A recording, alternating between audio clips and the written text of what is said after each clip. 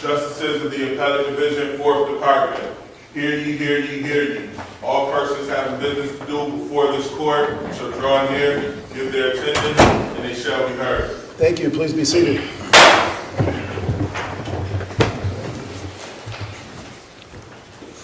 First case on the calendar this morning for argument is People versus Beeson, case number 720.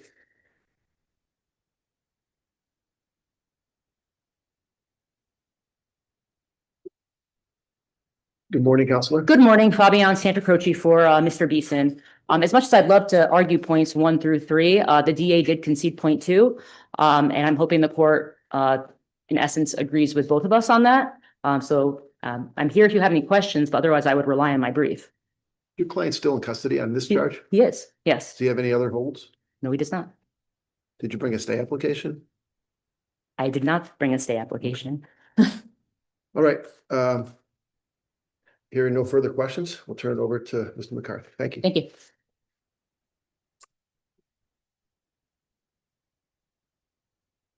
Good morning, Marty McCarthy for the People. There are no questions. I think I laid out our position. You concede the speedy trial violation and indictment should be dismissed on that one narrow issue of the adjournment. I would, yes, on the adjournment between December 6th and January 8th or whatever those, between December and January. Yeah, that time, there's no argument to be made on that time, and we only had 14 days. So it exceeded the 14 days we had. Thank you very much, Mr. Yes, McCarthy. thank you. Case number 723, People versus Michelle.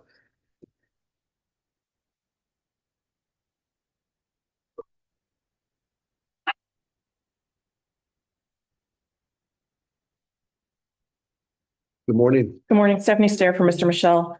The People were only kind enough to concede point 1 on this, Judge, so I'll move straight to point 2. Mr. Michelle received ineffective assistance of counsel when he was allowed to accept a plea with a legally impossible sentence. McDonald out of the Court of Appeals says that affirmative misstatements that fall below the objective standard of reasonableness. The outcome here. Do we know that there were affirmative misstatements? You probably know where I'm going with that question. This seems like it's probably outside the record for us to evaluate. It likely is. It is, Judge. There are no there's no evidence in the record that he was affirmatively advised that this was a possible sentence. However, I do think that it's almost silly to assume that a lawyer would advise him to take a legally impossible sentence. I know there are situations where everyone kind of crosses their fingers and hopes that Docs honors the Willard order, even if it's not a Willard eligible offense. However, I'm sorry, yes, a Willard eligible offense, but that's a situation where everyone is on board with the scheme, and that was not the case here. Well, Justice Sinclair, didn't she explain at the plea that was not up to her, it was up to Docs?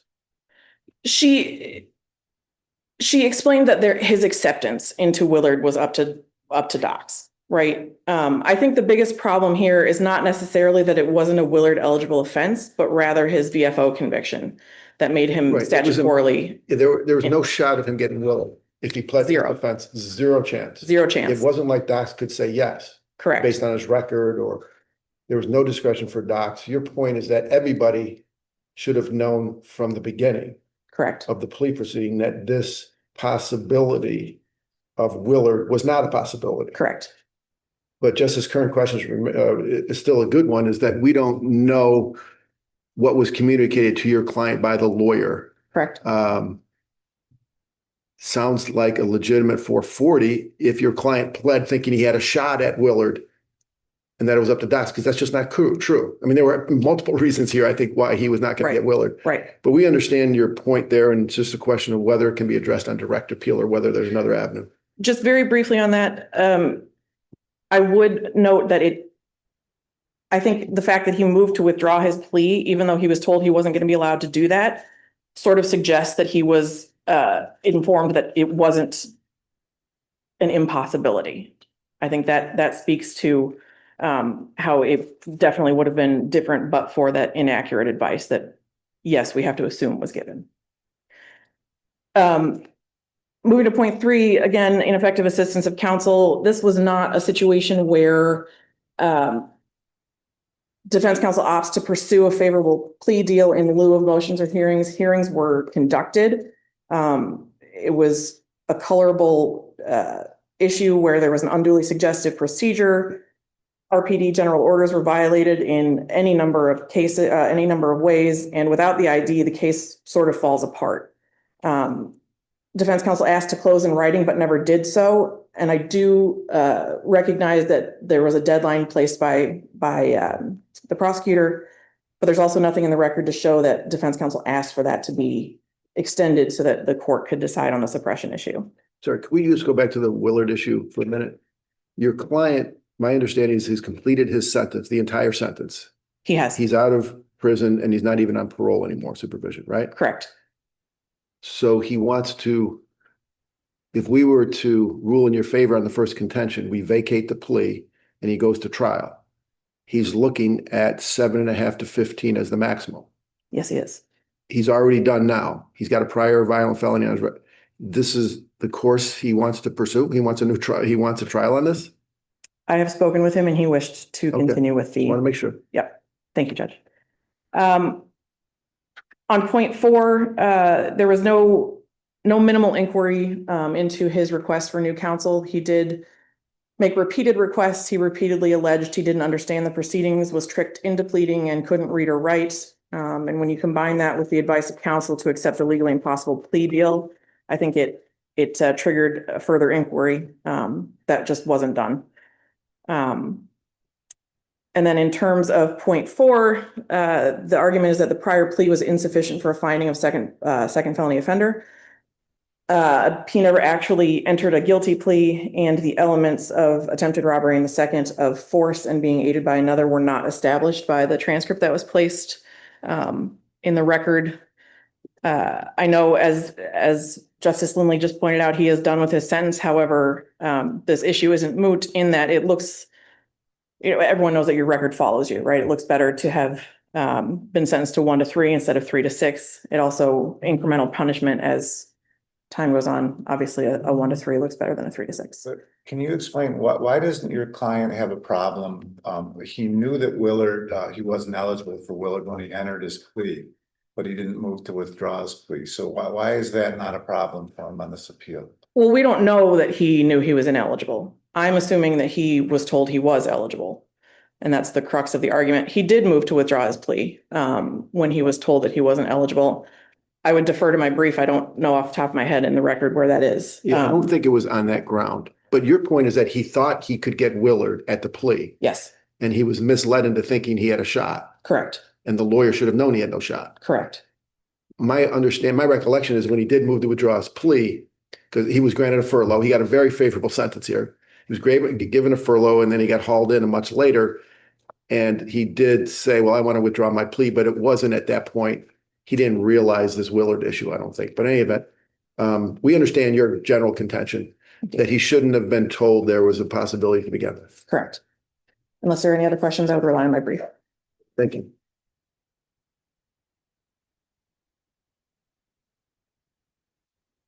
Call case number 7. Wait. I'm sorry. Yeah. I'm just in a hurry here today. My apologies. Not that we don't want to hear from you. Yeah, I will just sit down. Please, the court, Bridget Fields on behalf of the people. With regard to point 2, there is nothing in this record that indicates what defense counsel told his client, with regard to Willard eligibility.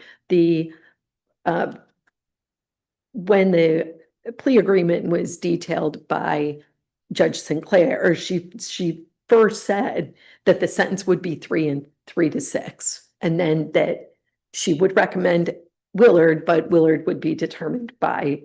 But let's say that this happened. The defense lawyer said, look, I've got you 3 to 6. It might even get better because you might be eligible for Willard. Docs makes that determination later. So at worst, it's going to be 3 to 6. If you get Willard, what do you get? Like much shorter period of time, and then you're sent to treatment. If the lawyer said that, that would be incorrect, correct? It would be wrong because he wasn't eligible for Willard statutorily. not discretionary. If, which is hypothetically speaking, and not in this record, Right, right. that would be correct, but it's also possible that defense counsel said, you've got 3 to 6, which is the minimum. They're talking Willard, let's see if let's, even though it's illegal. Maybe they'll make a mistake. and let Maybe you- they will make a mistake. It is not the first time that has happened where counsel has given such advice, because 3 to 6, Judge Sinclair was clear about the 3 to 6. So Very we, favorable sentence, right, but I guess the point is, if there's true perfect representation, it's don't expect Willard here because you can't get it. In the highly unlikely possibility that docs let you through when they can't do it legally, maybe they'll let you go to, but he clearly thought from the plea, it appears from this record, everyone believed that docs had the discretion to let him into Willard, but we understand your point. This is all what he was told by the lawyers outside the record. correct. I absolutely do not believe that this issue could be decided, or that determination could be made based on the information in this record. And that includes his motion for new counsel. He doesn't include the claim that he was misinformed about the sentencing parameters. He wanted new counsel for completely different reasons. He never argued that he didn't understand the Willard component. So I think that also goes to this issue. And I believe reaching, I think it was 0.4. I apologize if I've got that wrong.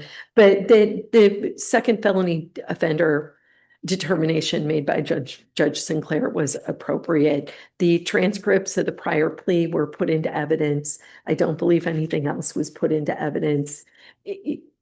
Mr. Michel had pled guilty. It was to a lesser included offense.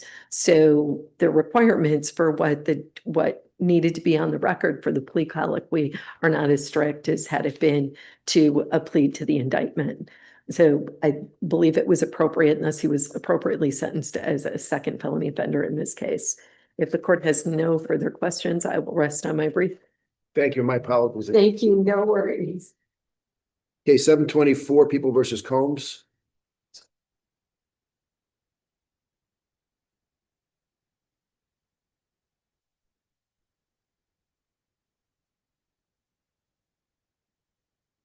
Morning again. Morning again, Stephanie Stair for Mr. Combs.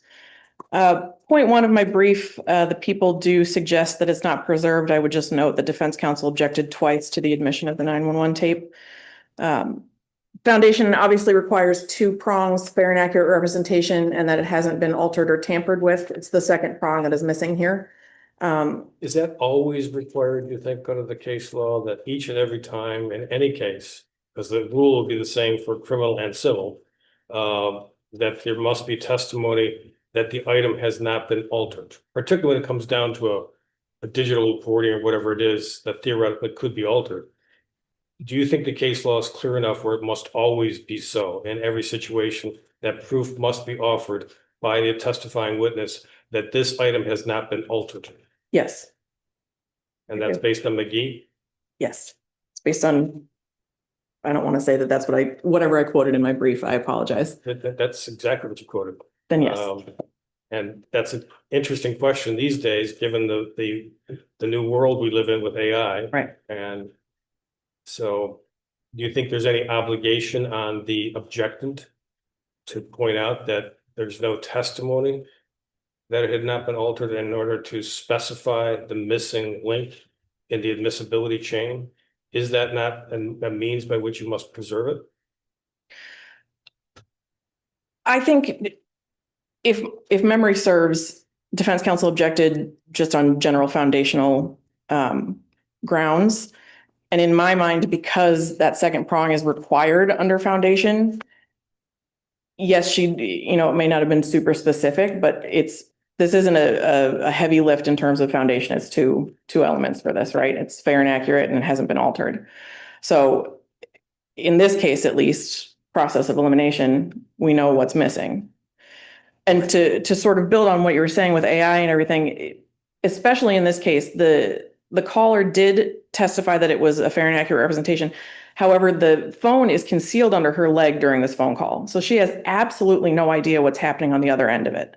So she cannot say that it's a fair and accurate representation of half of that phone call. If she heard the entire call, because usually we have, for foundations, one party to the call will say, this is a fair and accurate recording, a fair and accurate representation of what was said.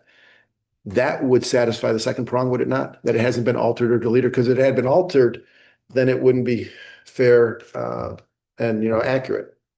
Is that not true? Yes, I can see that argument. But in our case, she never heard that. The first time she heard that second half of the conversation was probably when the DA played it for her. She didn't have the phone to her ear. She has it concealed under her leg the entire time. So to lay a foundation on the second element. You need someone from the Office of Emergency Communications, which is what is generally done Let me to lay the follow up foundation. on the Justice Presiding's question, because this obviously drew my attention. So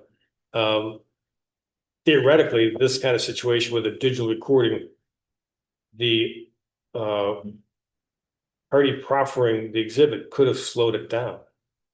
It could still be fair and accurate, but it could be that much more discernible to a listener as played to the jury.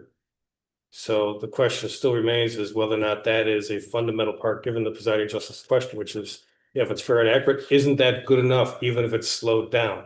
So I'm having real trouble finding out why the defense counsel here was not required to articulate and preserve the specific point about alteration. It seems like even with this questioning, we're giving it a lot more Right. credence than maybe it was done with the objection. So anyways, I think that's what we have to look at about preservation. Right. It comes back to that. Right. And in terms of slowing things down, in my experience, both in appellate work and trial work, when the tape is altered in that way, say you slow-mo something or you slow down the audio, the original is always entered first, and then it's played in its altered version before. And I've always objected as trial counsel. I've always seen defense counsel as an appellate attorney object to the altered version of it as well. It never goes anywhere, but in my experience, it's always entered in its original form first. I will move to point 2 if there are no other questions on it. Again, the people claim this issue is unpreserved. I would point the court to trial transcript pages 548 and 617, where defense counsel objected to the initial instruction as well as at the close of charging. Under Medina, the Court of Appeals has said a degree of precision is required for a jury charge. The prosecution here should have been bound by their bill of particulars, and that's the request that defense counsel made, that the jury instruction mimic the bill of particulars language, in that it would differentiate that Mr. Combs needed to have the intent to injure the complaining witness at the moment the gun went off, not just while holding it during the argument. The Muhammad language in the model jury instructions simply serves to clarify that possession can be ongoing and the intent to use unlawfully can be formed in an instant. But the trial court instructions here kind of boiled it down too far, right? They said the difference is that Mr. Combs fired the gun at Ms. Manuel, but he only pointed the gun at Officer Santos. And that's not really the difference between the two. And under the totality of the circumstances, I feel like our argument is that the instructions only further confuse the issue. Jury notes were sent out asking the difference between the intents, shows that they're struggling with the issue. Yes, so if there are no questions on that, I'll move on. Weight of the evidence, point 3. Mr. Combs was acquitted of all charges related to Officer Santos and acquitted of the criminal obstruction of breathing against Ms. Manuel, so they clearly disregarded portions of her testimony and credited his. The evidence suggests an accidental firing as opposed to an intentional act. I know the court is well aware of the facts, so I won't go through those. And point 4, harsh and severe. Mr. Combs, prior to trial, was they were negotiating something in the 11 to 15 year range, where he was facing a top count of a B violent felony, a 5-count indictment, and a statutory range of 10 to 25. Post trial, he was only convicted of a C violent felony, 2 out of the 5 counts, and statutory range of 7 to 15. He was given 14. So we request the court modify his sentence down to 7. Does the record show what his background in Florida is? It was kind of unclear from. Sort of. The PSI mentions it briefly. I think the extent of it is that it was a felony in Florida that he served some considerable time for. I don't know that the specifics are ever discussed though on the record. I have 3 felonies in Florida. 3 separate felonies. Is that your understanding? I would defer to the court. That sounds, He had one from Orange County. Vehicle theft, a felony. He had another one for robbery. And then he had cocaine possession, according to the PSI. Among other, he had some misdemeanors too, I believe. correct. Counsel, on this note, looking at the sentencing transcript, the court indicated right at the beginning, saying we're on for sentencing today. I did receive a copy of the PSI, which I forwarded on to the attorneys. I got an updated one, which included his conviction down in Florida. The first one did not, where he received a 20-year sentence. The PSI that I have doesn't have a 20-year sentence. And the court then goes on to say, are you receipt? And I think the prosecutor says, yes. I think defense counsel says, I did receive the PSA, judge. The PSA I have indicates that the Florida records are incomplete. Is there something additional that I could be? It came over yesterday afternoon, the new one. This is dated June 2. I didn't look at the calendar, but the date of the PSI that's in our record is May 28th. Okay. What I'm really striving at is, do we know that we have the one the court had before it on June 2, 2021? So calendars did reach out to me. I was under the impression that the one I sent over was the updated one. I recall comparing the 2 PSIs. I can absolutely go back and make sure that you have the right one. And if you don't, I will send it over. Absolutely. The one I've got is dated anyways, May 28, 2021. That's the one Okay. from the record at 4:30 a.m. But it suggests that there was something that came in June 1. First, Maybe it's a okay. holiday between, who knows? I could be wrong, but Yeah, I just want to make sure we've got the right one, because there it reflects a 20-year sentence, to which your client was allegedly assigned. And if that's, there's enough in Florida anyways here to have to look at. right. But that is a curiosity. I will absolutely check on that. All right, one thing is clear is if he got 20 years in Florida, he didn't serve anywhere close to 20. Correct. Because he got a felony in 1995. He got 135 days on that, and then his next conviction was 2013. So, and there's no other 20-year period where he was crime-free. None of these are offenses that he would have committed in prison, I do not believe. But in any event, if you could have an update, if you could get us any information on that, it'd be appreciated. Absolutely. Unless there are further questions. What the sentence he was facing if he had been convicted of the top count? His minimum was 10, his max is 25. And they were negotiating 11 to 15, you said. Correct. Unless there are further questions, I would rely on my brief. Thank you. Good morning, Your Honor. Aaron Schwalik for the people. On the first point with respect to that second prong, if the woman who was essentially making the 911 call stated that it fairly and accurately represented what was said on that 911 call, I believe it necessarily follows that it had not been altered. What about Mrs. Stair's point, and this is not preserved, but that the caller would not be in a position to say what was said on the other end of the line because the phone was not to her ear? We don't know if she had it on speaker. We don't know if she couldn't hear, but what's your response to that? She could only verify half of that phone call. Sure, but I think, in my opinion, based on the case law that I'm aware of, based on her memory of what she said, what was said by defendant, and what was said by the 911 operator, which I think is unique in this case because the 911 operator said almost nothing. Right, it might be a harmless error. What's important is what the caller said. Sure. To this trial. Mhm.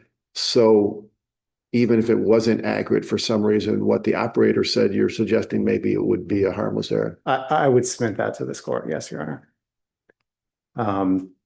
With respect to the instructions, essentially what the court said was that when defendant fired the weapon, he had to have the intent to assault Miss Manuel. And I think it's important to remember that when defendant testified, he stated that there was this awkward scuffle where there was an accidental discharge when he was trying to take a gun from Miss Manuel. and then the gun just fired. So if the jury was instructed that when he fired the weapon, he had to have the intent to use it unlawfully against Miss Manuel and that he had to assault her, if the jury credited his testimony based on those jury instructions, he would have been acquitted on that count. On weight, I would rest on my papers, and on the harsh and severe, it is, I mean, he was sentenced as essentially a first offender, which I think on this record was kind of a gift, if that makes sense. Do you have any information on his Florida record? That's not included. Yeah, I looked at the PSI that I have, or that we have at the DA's office, and it seemed like he had an exhaustive record in Florida, and he testified that he was sentenced to something for 20 years. On the specific nature of that conviction that led to that 20-year sentence, I can't speak to with clarity, so I could certainly look into that and speak to Ms. Thayer about that. But based on the crime here and his record in Florida, I would submit that the sentence was certainly not harsh or severe. Thank you. Thank you. Case number 725 is People versus Soto. Mr. Keem is virtual.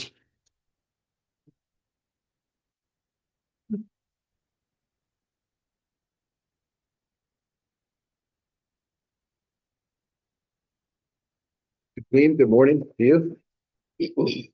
Good morning. May it please the court. My name is Brad Keem. I represent Stephen Soto.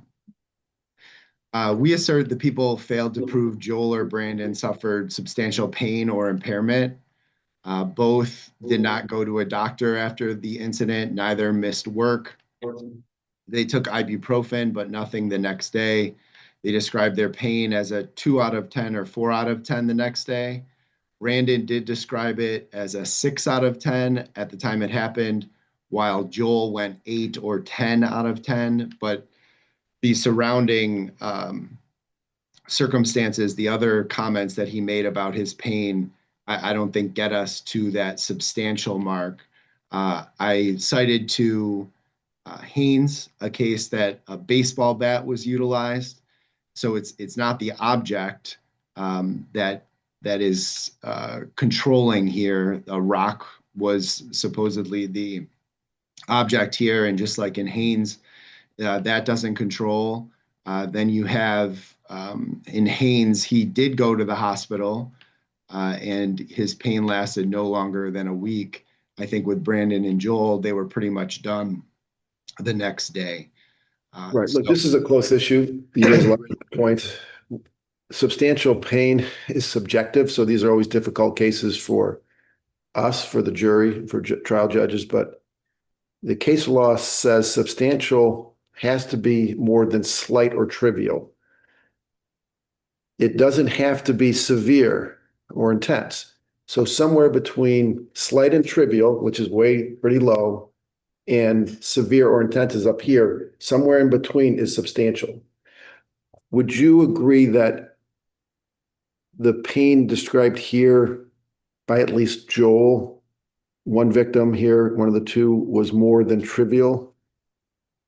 Oh, I would agree that Joel's pain, his description of it when it happened, was more than Brandon's. Brandon was a 6 out of 10, which I think gets us to around that trivial mark, whereas Joel said an 8 out of 10 or a 10 out of 10. At the same time, though, Your Honor, he did not go to the doctor, did not miss work. So I wonder where that mark, how he's judging that mark, where that comes from. Yeah, no, look, I agree. This is close, but I'm not sure how much emphasis we should be putting on numbers of pain, self-described numbers. We have put that in our prior writings. We'll say in decisions, the victim said 7 out of 10, whatever. I'm not sure we didn't put too much weight on a number. Your 7 might be my 4, vice versa. And I think that's why looking at the surrounding circumstances is more telling because we don't go to the doctor, we don't miss work, we don't have the use of pain medication, but for like an ibuprofen. I think that makes it go toward our point of a lack of substantial pain in this case.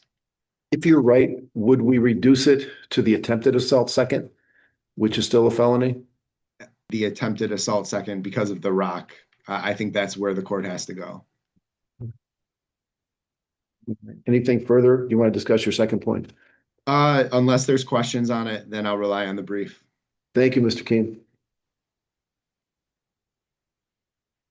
Morning, Your Honors, Caitlin Porter on behalf of the people.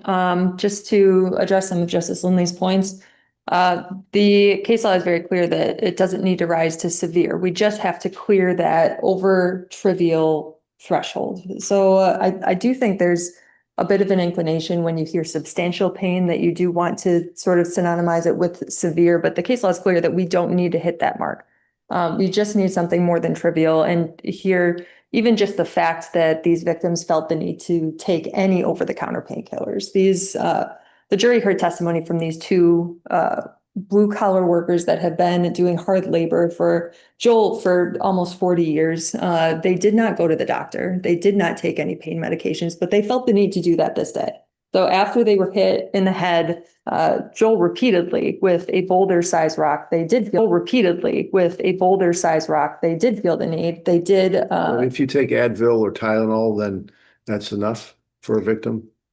The jury's allowed to make these reasonable inferences. And I think just given the nature that these particular victims were not people that were inclined to do that over something small, that it did rise to that level. I think just even on that, we have it. But we have so much more than that on this record. So it's certainly distinguishable from the Haynes case where the victim really sort of downplayed and there was no other evidence of injury. We do have photographs of injury. We have both of the victims giving that number. And there's also case law that the number is not necessary. The victims don't need to qualify or quantify their pain in any fashion. But we do have that here. Joel immediately said that it hit as much as a 10 out of 10. That it averaged to an 8 out of 10 throughout the day, but it did start at that 10. And that was after taking copious amounts of over-the-counter painkillers. So they both described what it felt like initially when they got hit, that it was like someone hit them with a maul on the top of their head, that it was an immediate headache, that it was an immediate migraine-like pain, and that pain lasted all day. Joel did testify that pain even continued into the next day, and he did take ibuprofen again. Still the next day. You mentioned Joel a lot, but the weaker case for you is his son. One hit, right? Lesser number, lower number of 6. So Brandon, you want to address Brandon's injuries? Brandon was hit one time, so we do have a photograph of his injury. He did have an abrasion towards the center of his head. He did testify that he was in pain, that he had that headache, and that headache continued all day.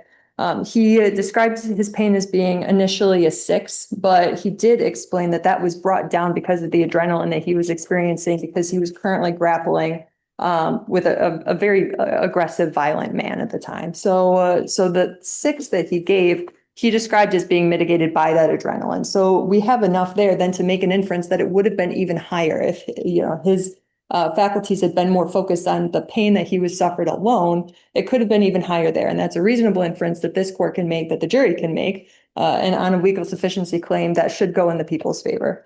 Brandon also testified that he was taking between 800 and 1,000 milligrams of ibuprofen about every 4 hours. And then it took that amount of ibuprofen to get him down to a 3. So he's still experiencing pain all that day. It had to be mitigated by the ibuprofen, so that was able to bring it down.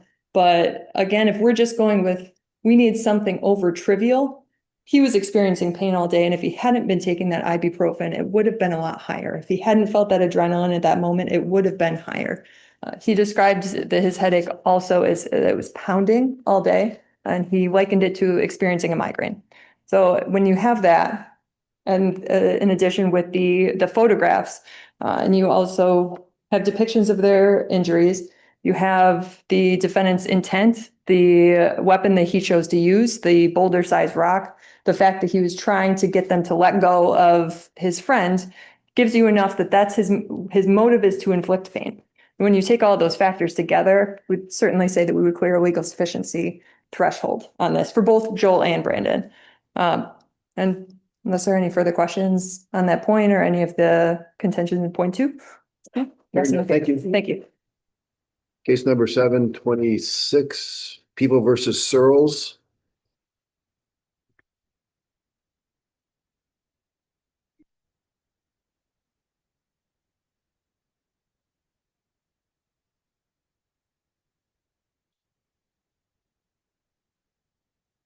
Morning, Mr. Mistrella. Good morning, Your Honors.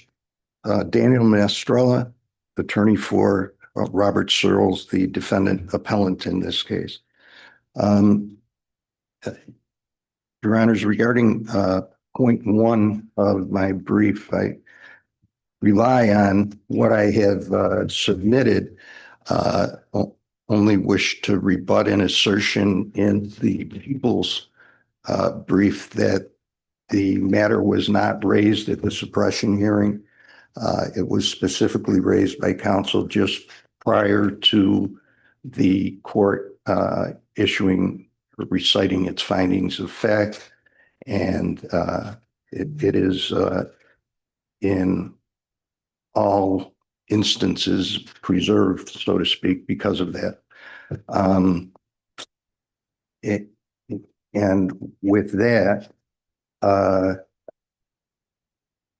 if there's any questions about point 1, I would be glad to address them before moving on.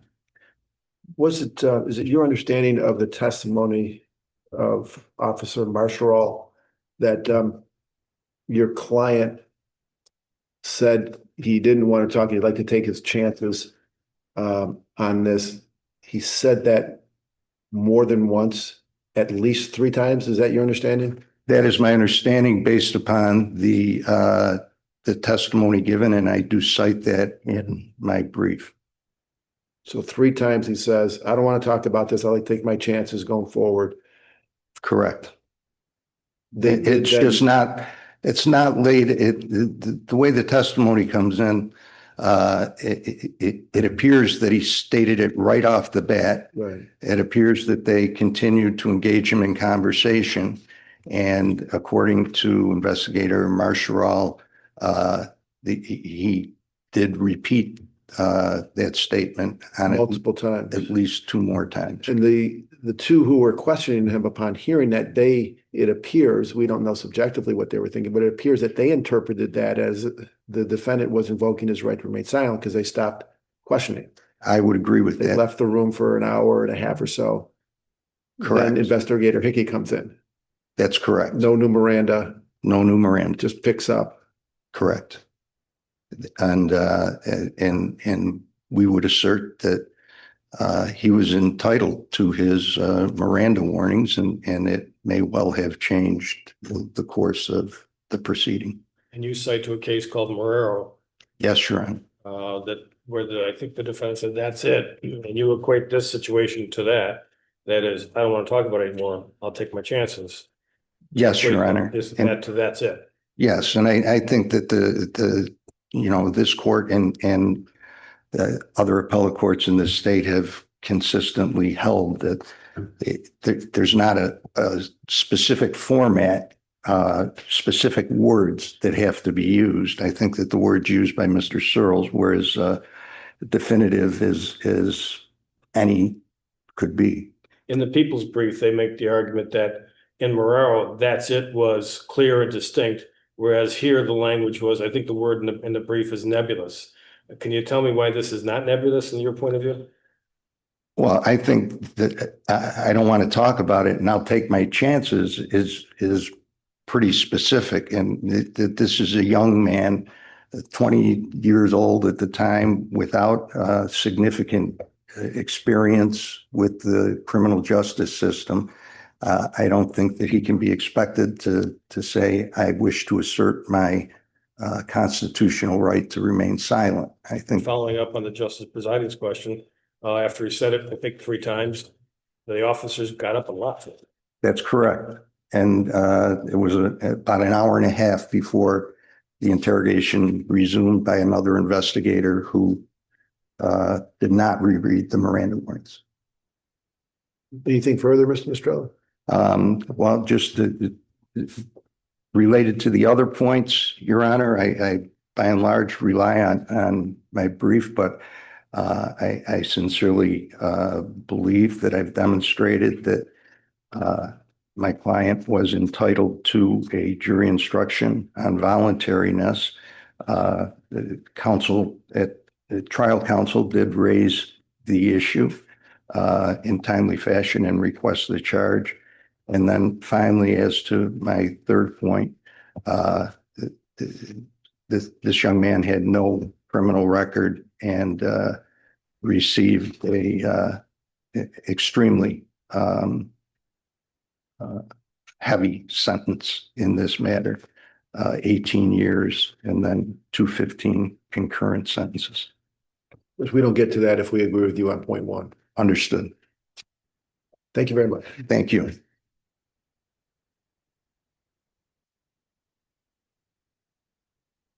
Good morning, Your Honors. Aaron Foley again for the people. I would submit that when you invoke your right to remain silent, it needs to be unequivocal and unqualified. And in this case, we have, I don't want to talk about that, and I'd rather take my chances. I'd rather take my chances, in my opinion, is, again, nebulous, as I believe Justice Lindley pointed out. That could mean anything. But I don't want to talk about it. That couldn't mean anything. Well, it could mean I don't want to talk about that, but I'll talk about something else. I don't want to talk about that right now. I admit it's a fine line, Your Honor. I do.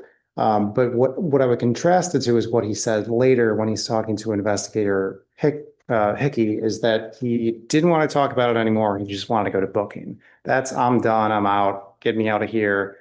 I'm done talking to you. I think the difference between those two statements, in my opinion, is clear. That one is unequivocal, one is unqualified, and the other is open to interpretation. But I understood your argument to be, and it's not a terrible one. I'm not saying it's great either. But your argument was that when the defendant said he didn't want to talk about that, emphasis on the word that, he was referring to the officer's question. I don't want to talk about what you just asked me about. Correct. Not everything else. But what the officer asked him about is he said he wanted his side of the story.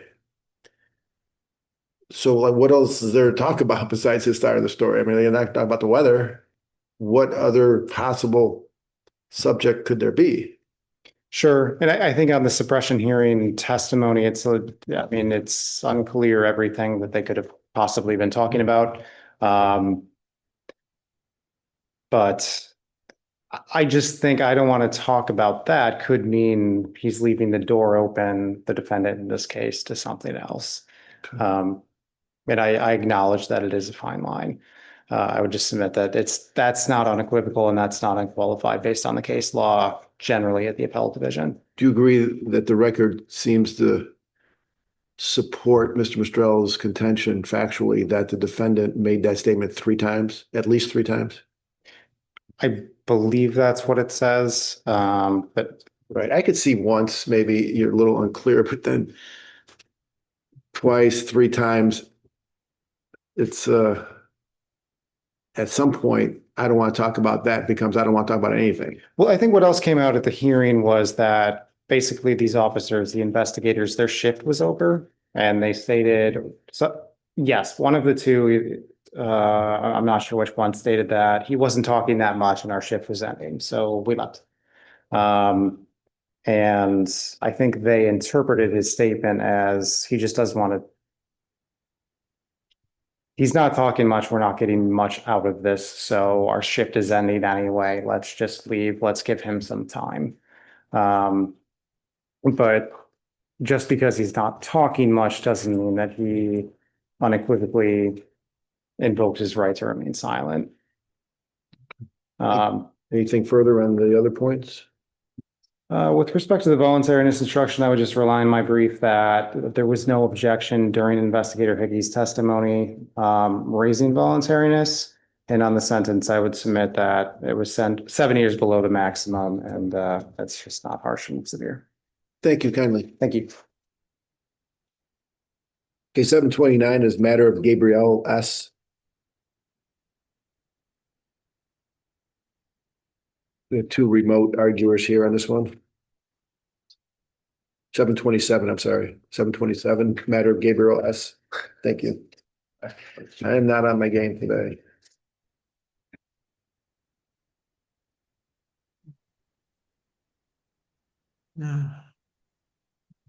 Greenberg, good morning. We are waiting for opponent. You are on. Yes, we can hear you. Okay. Or you may now proceed. Okay, thank you, Your Honor. I am representing Thomas S. in his appeal for the termination of parental rights. One point I'd like to make right off the bat is that there has been a change of facts since I filed, well, shortly before I filed the brief, that when much of this case was pending in family court, Thomas was incarcerated. He has since served the sentence and he has been released from incarceration.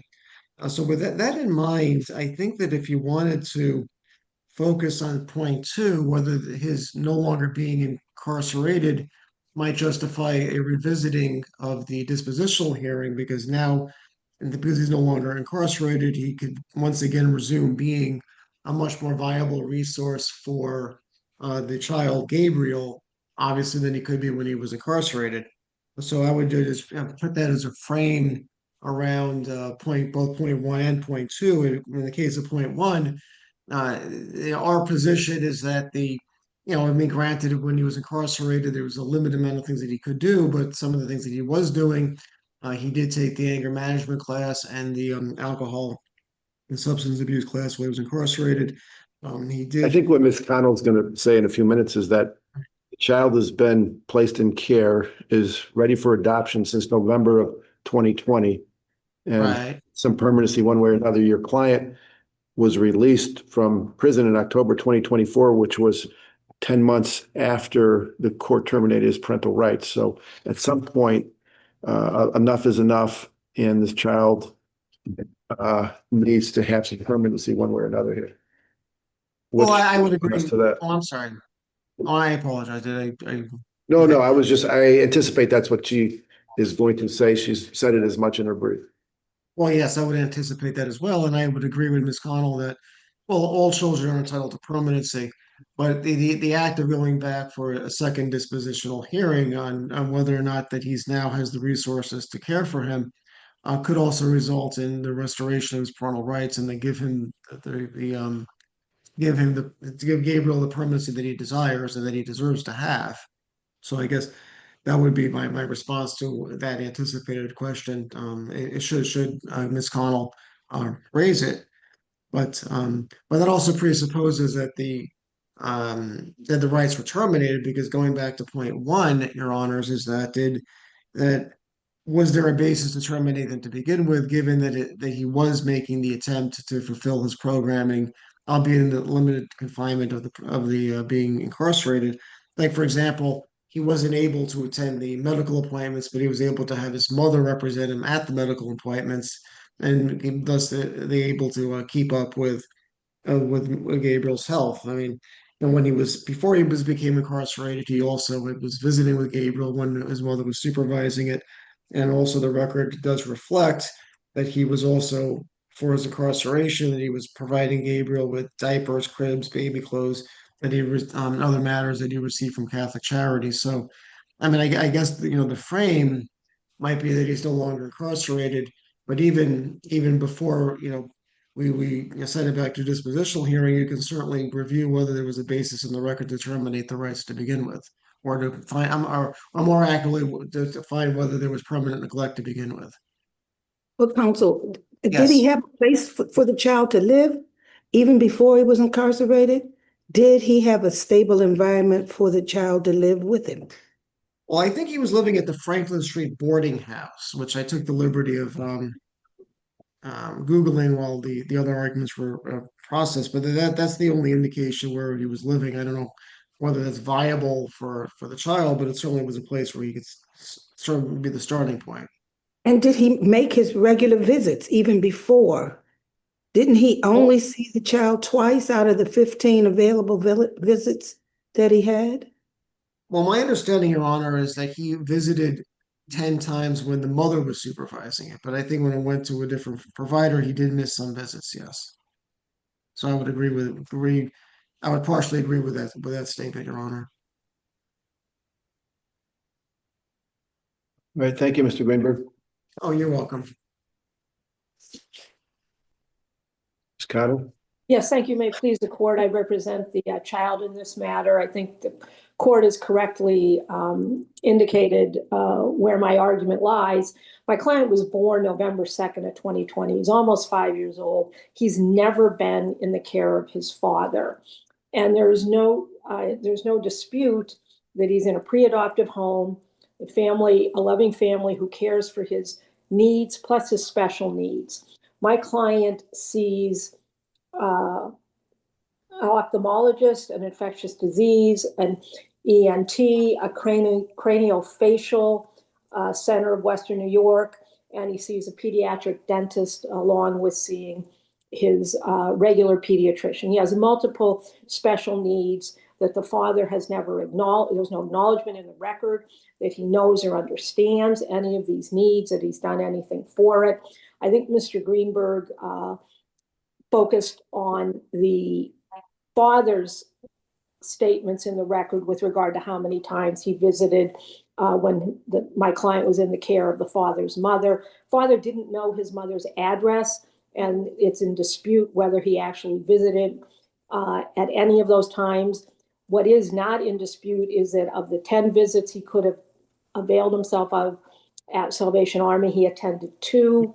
It's not diligent, it's not reasonable efforts on the father's part to delegate to someone else his participation in medical appointments, especially because of my client's special needs. This isn't just one pediatrician visit a year. This isn't a 6-month checkup. These are multiple conditions which my client is grappling with. The foster family is doing an amazing job taking care of him. And I just don't see, as the court has indicated, how you could even begin to credit the testimony of the father over the testimony of the caseworkers, the Salvation Army worker. And at this point, saying that 10 months later, now he can do this when he hasn't shown he could do it, the 5 months when he wasn't incarcerated, and then after the time he was incarcerated. The corrections records are replete with the father being in solitary confinement with an indication that that was because of contraband, which shows that he has not rectified any of the conditions that brought my client into care. So I would ask that you affirm the court below so that my client can, in fact, have the permanency he needs. Thank you. Thank you. The next case on the calendar also involves Mr. Greenberg. It's 728 Pine versus Kirk. Okay. And you are alone on this one. Yes, Your Honor.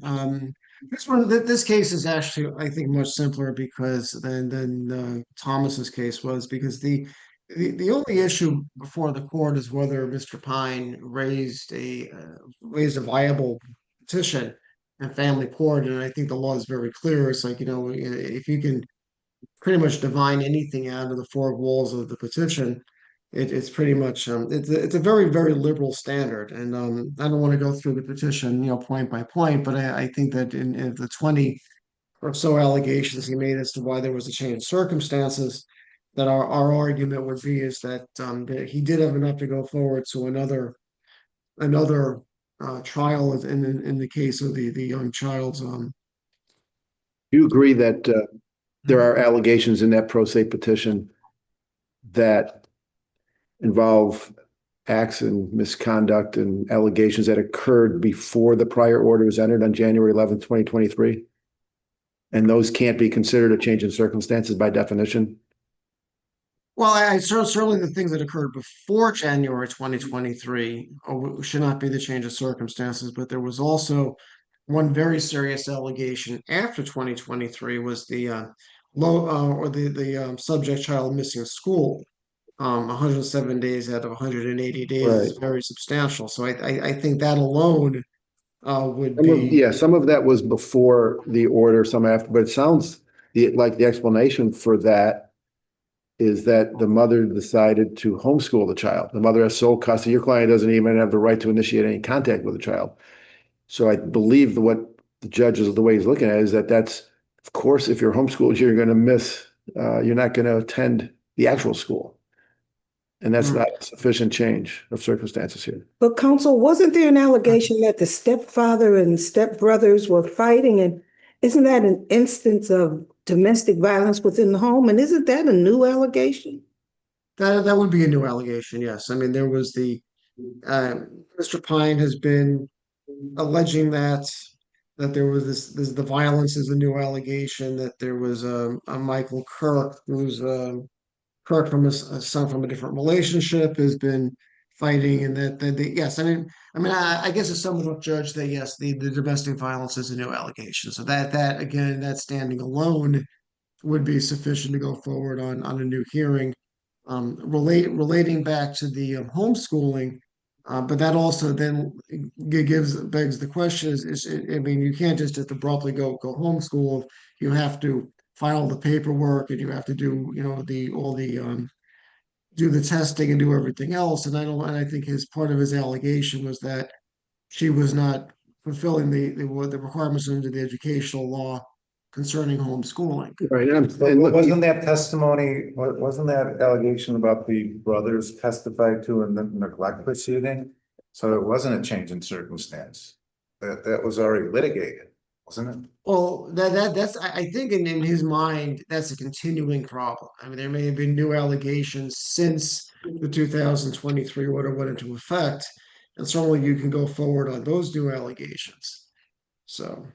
And what about the older siblings' drug use? Is that also a new allegation? I mean, yes, that would be that whatever allegations he's made since January 2023 would be a new allegation. Yes. So anything that's right. Look, I think Justice Ogden has raised some good points here. There are some new allegations. There's some old allegations, and even this homeschooling might possibly be a new allegation, in that the child is not attending physical school anymore at the building to which the child had attended previously. That's a change in circumstances. I don't know if it warrants a modification of custody. It seemed like Judge Porsche here ultimately took the position that nothing in this petition, none of these changes was significant enough to modify custody, going from, again, your client has no contact with the child legally, can't even call or send a text. So I think the way the family court judge looked at it was, okay, maybe there's some new things here, but there's no way your client's going to, that I'm going to change the prior order. Nothing is significant enough here. Is that a valid or invalid reason to deny your petition, your client's petition? Well, I think just to clarify one point, I think he technically does have supervised visitation with the child. I mean, I don't think he's not allowed to have any contact with him. I think it has to be through the supervised visitation. Yeah, he can't initiate any contact. He cannot initiate any contact. That is correct. And he doesn't have, she's got sole custody. That's also correct. But, okay, so, but I think what the point is what if there are change in circumstances in a petition, but nothing so significant as that the court would ever entertain the possibility of modifying the custodial arrangement? Is that a valid basis to deny your client of a hearing? I don't know. I'm not sure it is. I'm not sure it is either, because as long as you going to a hearing doesn't mean automatically changing the custody. I mean, a hearing, you might decide to have the hearing and then say, okay, well, it's still in the best interest for Logan, who, by the way, is now over 17 years old. So, I mean, I think there's a certain, he turns 18 next June. So, I mean, it's really kind of like a now or never for Mr. Pine. Let me take this one step further, though. Isn't this an abuse of discretion standard here? So couldn't we could say, oh, we would have granted this modification petition, or not granted, but granted a hearing on it, But since it's an abuse of discretion standard, we have to look at that. Yes, that would be correct. The question before the court is did Judge Porsche abuse his discretion by not going forward to a hearing? Because at this stage of the proceedings, as long as he makes out in the petition four corners of the four corners of the petition, as long as he makes out a credible claim that there's been a change of circumstances, and then because of those change of circumstances, he should have custody of the young child, then of the child, then that would be sufficient to go forward to a hearing. That's not the same as actually winning the hearing. So, All right, thank you, Mr. Greenberg. oh, you're welcome. Case 729. Matter of Alaya A. Mr. Greenberg again. Yes, are the We have others? just one moment, if you would. Sure. Opposing counsel is not with us yet. And there she is. Okay. Proceed, Mr. Greenberg. And like, I think is the department coming too? Because I think they may have submitted or. Okay. Well, this one, point one is usually never really contested. You could still revisit the fact-finding hearing, even though he ultimately agreed to the disposition. So unless the court have any questions about that, then I would just go to point two. So the question in this one was whether there was a sound basis in the record to find that my client had neglected Aliyah. I think the child's name is Aliyah or something, but one thing we point out is that what exactly did the department actually witness in all of its testimony? Was there any witnessing that my client had slapped the subject children? The children, after all, or slapped Heather. Heather did not testify at the hearing, and her statement, therefore, to Ms. McClure was hearsay. Now she was technically a party to the suit, so under I think it's A46, I'm sorry, 1046 AVI, you could make it rendered admissible. But that doesn't mean that it carries a great deal of weight. So you're stating that committed this domestic violence, but the best evidence of that domestic violence would have been Heather, but that she was never produced as a witness. So think that the court should take that into consideration. Did even if domestic violence had occurred, Your Honors, given that the subject child was less than a month old, how could she have been affected by it? Was she even aware that it was even occurring? And I think that that's another element that the court should take into consideration when evaluating whether there was a substantial basis in the record for the neglect finding. Other than that, I would ask if the court had any questions, I would be happy to answer them.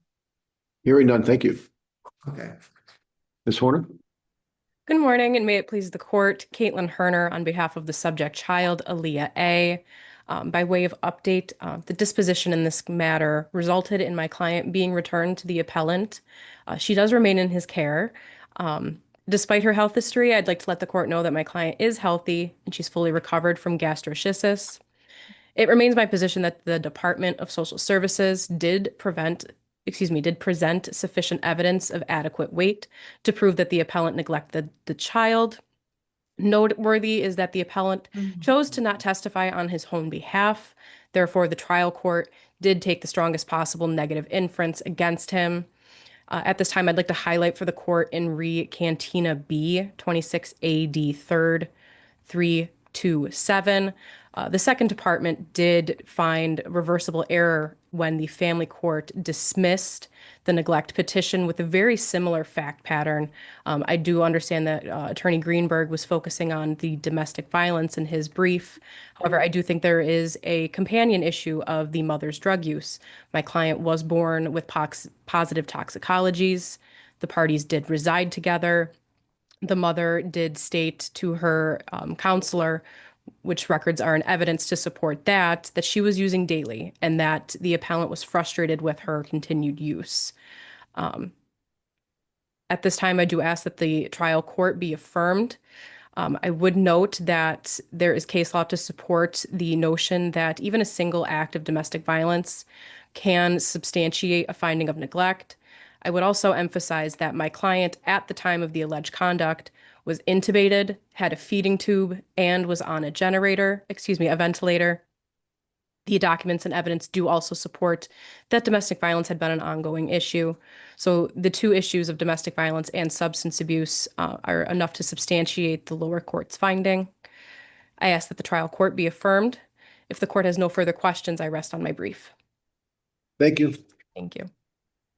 Okay, 7:30, Murphy versus Kaleida Health.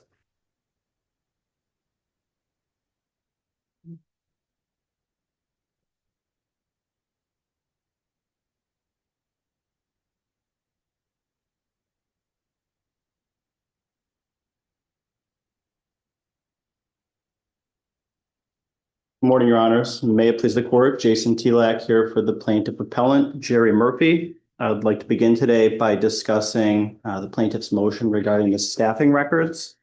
It's clear from the court's order that it considered plaintiff's motion to be one both to strike as well as to compel discovery of the requested records.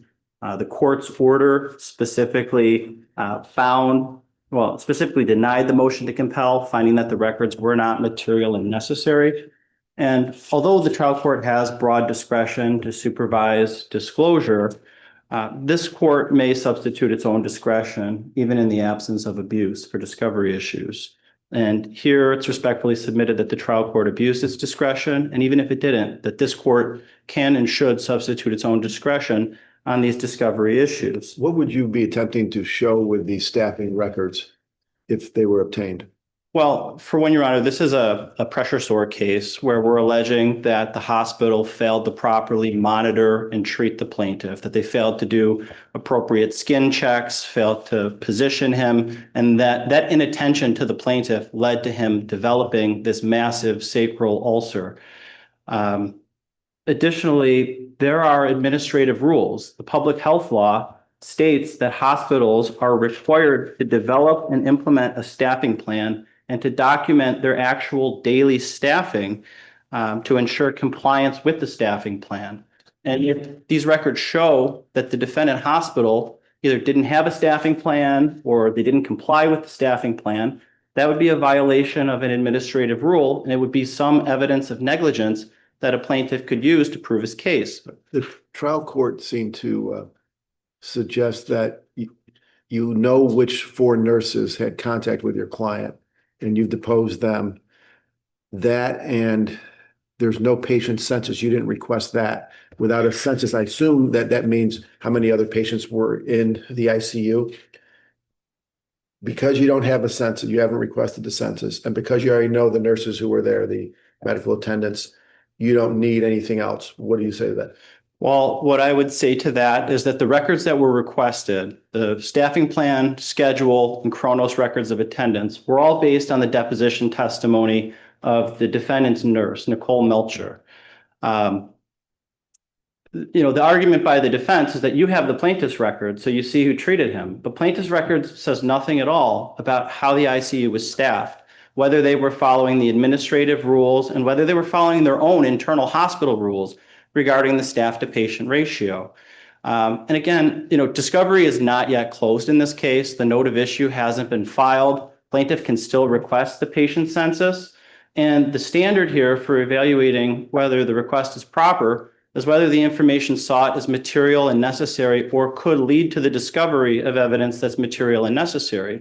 So even if the records that we're requesting right now don't necessarily resolve the issue in full, they get us closer to that point. Would you agree that prior to your amended bill of particulars, that these staffing records were less relevant than they are after you amended the bill of particulars? So based on the initial allegations of just failing to monitor, failing to supervise, failing to do skin checks, failing to turn, I think the overall thrust of the allegations was that there was inattention to the plaintiff. Okay, we did end up amending the bill of particulars to leave no doubt that we put a failure to properly staff the hospital. Then you brought your motion to strike 4 days later. So there was a pattern of ongoing conduct here where this exact issue was addressed through letter correspondence. It was addressed at pretrial conferences on multiple occasions.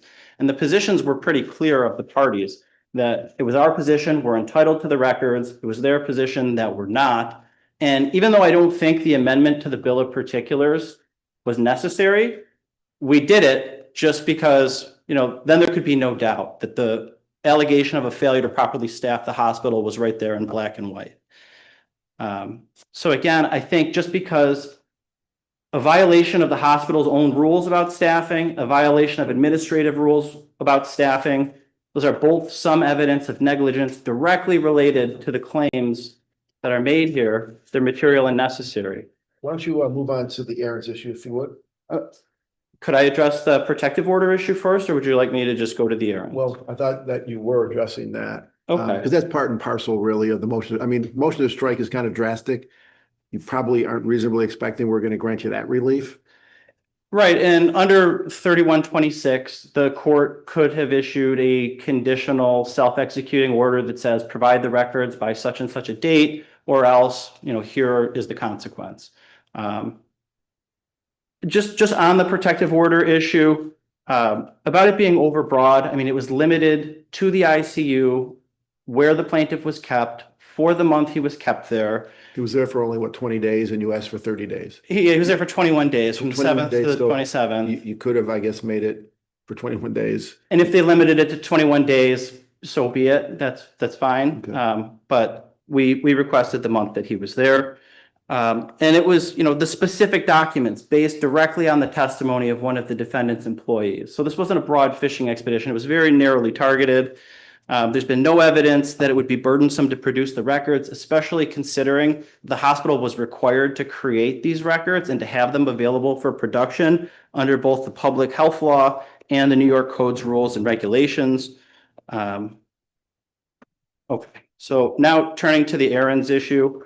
On that point, is there anything in the record telling us that this doctor got this particular letter?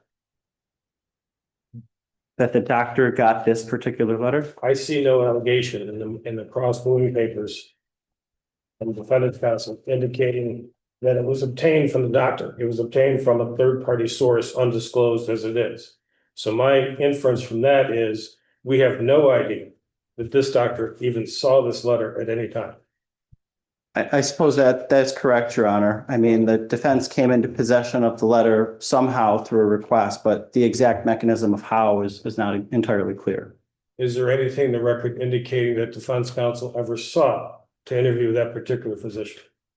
Nothing in the record. So therefore, there's nothing in the record to evidence that this particular physician declined any requested interview. Correct. So why is this not simply advisory? That is, this whole thing, because this, I don't know how this whole part of the appeal here impacts this litigation at all. It seems to have no effect. If they decide to interview this particular doctor, they might not even do that. I just feel like maybe we're spinning our wheels on an advisory. Like, so they got an opinion that says this is misleading, confusing, and intimidating. So what? It has no impact on the merits of the case, nothing. So at the moment, I'm looking at this and thinking this is an advisory opinion, and that's not the proper subject of an ordinance. I think I would. By the way, we have no subject matter jurisdiction. And if no subject matter jurisdiction, no power to act as a trial court or a Supreme Court or appellate.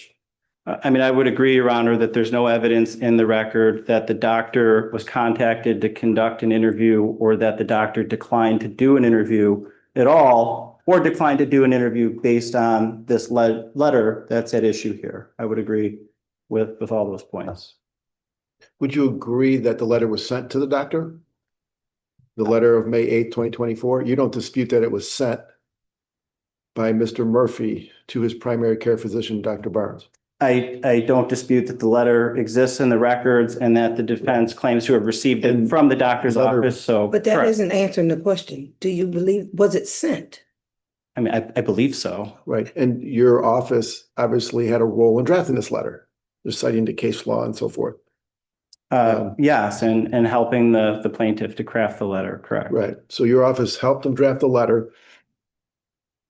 The letter, I mean, you probably weren't there when, I don't know, maybe your office did mail it, but you don't know though, Justice Kern's question is, we don't know, A, if the doctor got the letter that was mailed. We do have a presumption that something's mailed, it's going to get there, but we don't know for sure. We don't know from this record whether the Dr. Barnes decided to agree to be interviewed by the defendant's lawyer. And we don't know if the doctor did not elect to do this informal interview. We don't know why. Was he influenced by anything in the letter? That's an accurate statement of what we know and don't know? I believe that's correct, Your Honor. Just a point of clarification for my benefit, following up on Justice Ogden's and Justice Presiding Linley's question. Is there anything in this record, and in particular, the defendant's motion papers, that establishes that the letter was sent? Other than being asked this question here today, is there anything in the record that establishes that this letter was in fact sent? Not that I'm aware of, other than the fact that the defense came into possession of the letter somehow, but beyond that, I don't know. Would we know in these Aaron's cases, this is an Aaron's letter case. Right. Sometimes we have authorization cases. Correct. Sims was language in an Aaron's authorization. Yes. A little bit different factually. Would we ever be in a position to know in an authorization case or in a letter case why a doctor decides not to be interviewed by the defendant's lawyer? Would we ever know the reason without getting an affidavit from the doctor? It could be an affidavit, or it could be a situation where a defense lawyer calls the doctor and requests an interview, and the doctor says, no, I received a letter from my patient, and based on the letter from the patient, I'm deciding not to do it. There could be a situation where the doctor writes a note or something to the defense attorney. So I believe there is. I suppose the doctor could say, yeah, I was going to do it. I see the authorization, but there's this one sentence in the authorization that makes me uncomfortable, so I'm not going to do it. I mean, I suppose anything's possible. For 99% of the time, we're not going to know. And here, Your Honor, there's no allegation that there was anything wrong with the Aaron's authorization that was provided. Authorization's fine. It's Correct. the letter. Correct. Do you believe, let's say that there's language that should not be in the authorization. Do you think a plaintiff can just put it in the letter, unauthorized language that can't go in the authorization, can just put in the letter and you're okay? I think the standard from the cases that deal with these letters are that the letter cannot be confusing, threatening, or intimidating. And here, there were no threats or intimidations to the doctor. I understand, but let's say in Sims, we said there was some language in there that the trial court did not abuse its discretion in saying that shouldn't have been there. And that was on the authorization. Yes, on the authorization. So let's say there's something improper in an authorization. Plaintiff does an authorization, put something in there that's not proper. You would agree with me, would you not, that a plaintiff can't get around that by just putting that unauthorized language, taking it out of the authorization and just sending a letter separately? Or do you think that a plaintiff could do that? I guess it would depend on what the language is, Your Honor. I think language that could not be in the authorization. I think the standard for the separate letter is confusing, threatening, or intimidating. I don't think you can. Isn't that the same for the authorization? Well, I think the authorization just needs to be a valid HIPAA compliant authorization that gives the defense counsel the ability to contact the doctor and speak to them. And, you know, as I stated earlier, there were no objections to the authorization in this case. This is simply a letter case.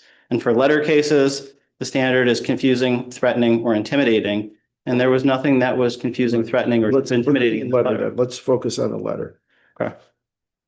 The letter has some Sims language in there, right? Same type of language that was in Sims, the Sims authorization. Same language, right? Generally speaking. Generally speaking, that the interview is voluntary. In our case, there was a preference expressed that, it was the plaintiff's preference that the doctor not speak with the defense attorney. But the doctor is free to choose whether he wants to participate in the interview in the first instance. Which is why the Court of Appeals has said there's no right to such an interview, because the doctor could say no. It's the same thing instead, correct? Exactly. And, the issue of expressing a preference was discussed in Judge Curran's decision in the Charlap case, and it was discussed in another case by the name of Peluso. And both of those cases held that nothing prevents a plaintiff from expressing a preference that the physician not participate in the interview, so long as there's nothing threatening. If you participate. Let's say that you're right, that a mere preference, expression of a preference is permissible. The language here, would you agree with me that the plaintiff could not demand that the doctor not meet with the opposing counsel? I would agree with that. How about the plaintiff cannot request that the doctor meet with opposing counsel? I think the plaintiff can express a preference. So if you Right, say but not request as a request. preference, that's kind of a fine line there. Right, because we have the word request here in your letter. You say there's a preference expressed in one paragraph, and then it says, if you do not comply with my request, as I recall the language, I ask that you inform me when it's going to be so that I may attend, Right. which raises another issue. Would you say your client has the right to attend any informal interview? I think the client may request to attend, Exactly. cannot require to attend. Right. If you say, Dr. Barnes, if you do this interview, I insist that I must attend or else, Right. that would be threatening, intimidating. That would be crossing the line. So just as a defendant does not have the right to interview a treating physician ex parte, they only have the right to ask. A plaintiff doesn't have the right to attend any ex parte interview. They only have the right to ask the physician. Correct. It's up to you. I'd Right. like to attend. Right. Your letter, I think, could be, your client's letter might reasonably be interpreted as assuming a right to attend. It just requested the ability to be at the interview if It it says, happened. I ask that you notify me of the time and date of your conference. So they're asking for information on when and where. And then he says, so that I may attend the interview. I think it could be interpreted that the right to attend is assumed. So I'm asking you to tell me when it is so that I can attend. Maybe we're splitting hairs, but this is, there's a lot of language in there that the court found confusing. There's three things I think there. We're going to have to take a look at that. But I mean, maybe it's not even before us. Maybe it's moot. If the doctor met with defense counsel, it would be moot, right? If Dr. Barnes met. Correct. And there's nothing in the record to indicate whether that happened one way or the other. Would it be moot though, because the court had a further direction, you can't send such letters to other treating physicians? Would it still be non-moot with respect to that part of the order? So the court here ordered that the plaintiff send a rescission letter to this doctor. And there are no other cases that I've been able to find, and none that the defense have cited, where that type of relief was granted by a court. Miller and Charlap both involved a request to send a rescission letter. Both were denied. There were two other cases, Peluso and Clee-Schulte. Those involved requests for sanctions. And Peluso sanctions were denied. Clee-Schulte sanctions were granted. But in the Clee-Schulte case, the court found that the defense attorney had a right to conduct a private interview free of interference from plaintiff's attorney. And that holding has not been followed by other cases. So Aaron's contradicts.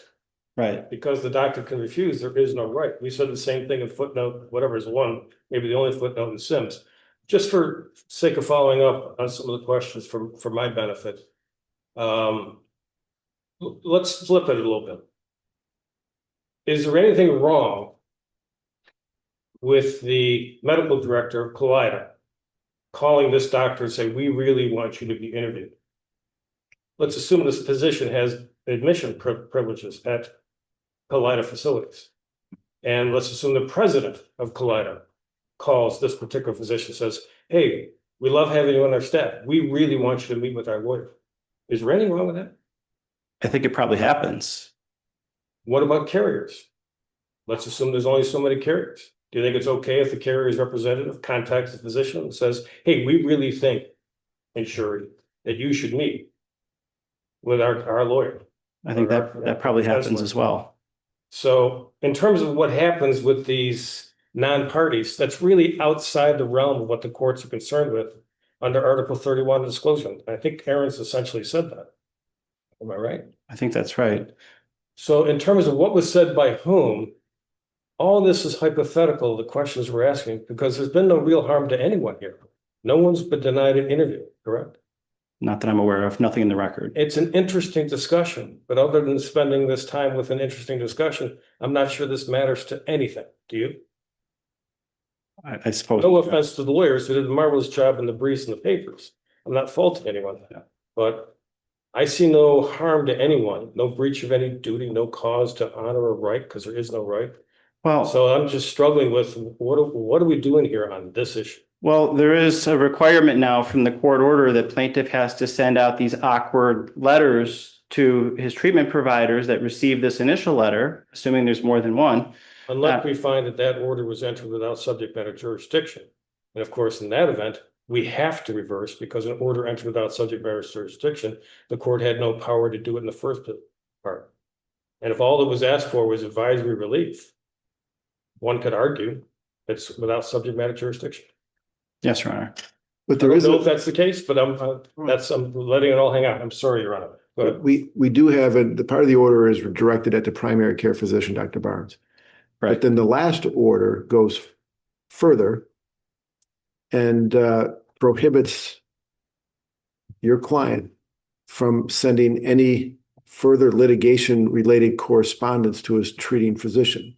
That part was denied, right? Correct. That was requested but denied. Because I think the court realized for the plaintiff to send a rescission letter, he would have to have further communications. So if you said you can't contact them any further, you can't send a rescission letter. So I think that was the rationale there. Right.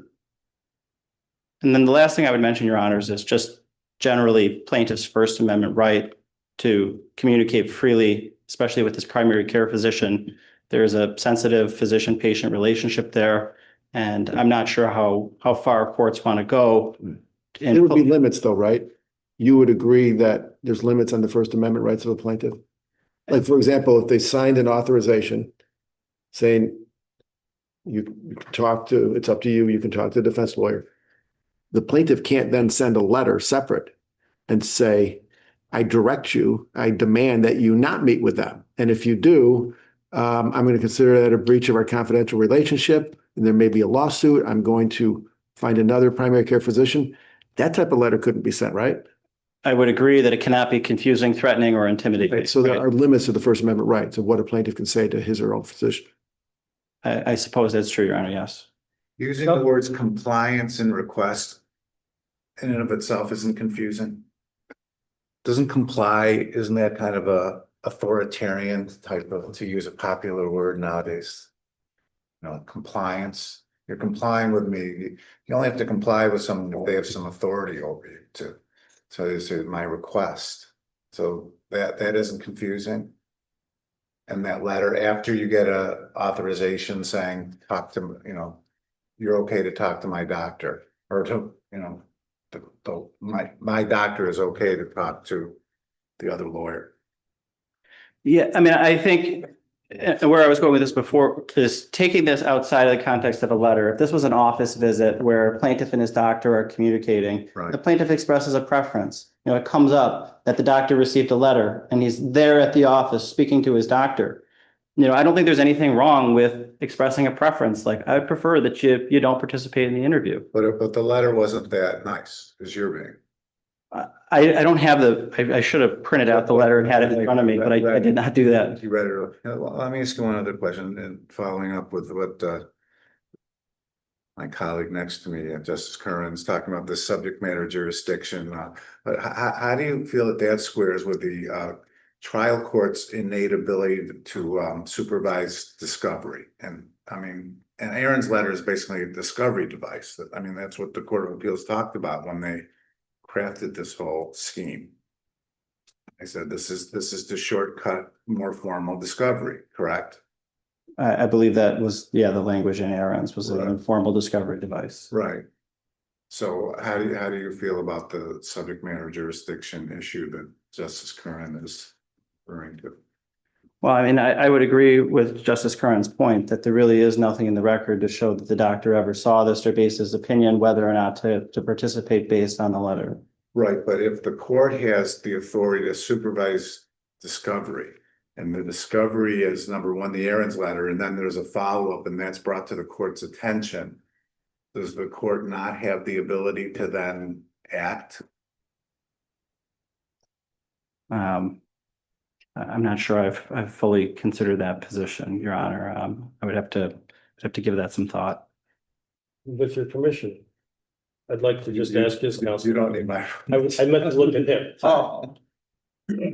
But I'm quoting from Aaron's. Okay. But there are no statutes and no rules expressly authorizing or forbidding ex parte discussions with any non-party, italicized by the Court of Appeals.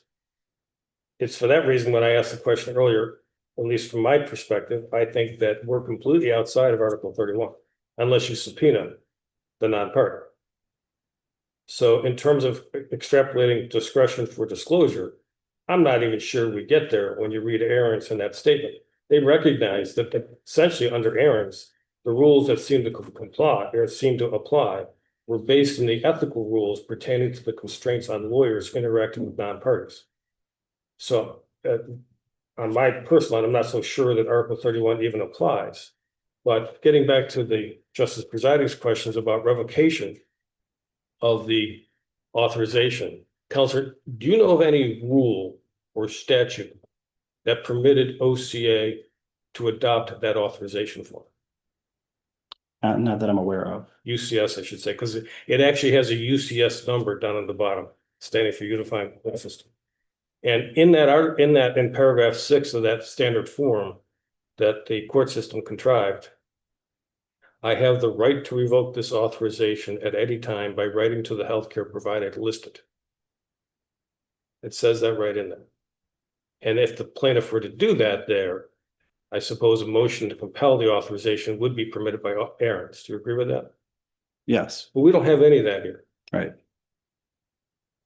One last question for me. You were up here a lot longer than you anticipated. I thought you'd be halfway back to Buffalo by now. On the subject matter jurisdiction. It's true. We don't know if the doctor met with defense counsel, Dr. Barnes. And if he didn't meet, we don't know why. In Sims, I'm sure you looked at Sims carefully. Did we know, is there any indication there that we knew the answer to either one of those questions there when we addressed the merits? From my reading of Sims, I don't remember that issue was actually contained in the decision. It was just on its face, the language. Yeah, I was on Sims. It was an opinion by Justice Troutman, now Judge Troutman. My recollection was that was an authorization case. And the trial judge said, there's language in there that's confusing, intimidating. I don't have the record in front of me, but I don't believe we had any idea whether the doctor actually met with the defense counsel, and if not, why not? Yet we addressed the merits of it. Yeah, I don't think anything was written about in Sims on that issue that I can recall. All right, we've detained you long enough. Any final words before you sit down? Nothing further. All right. Thank you. Mr. Luss.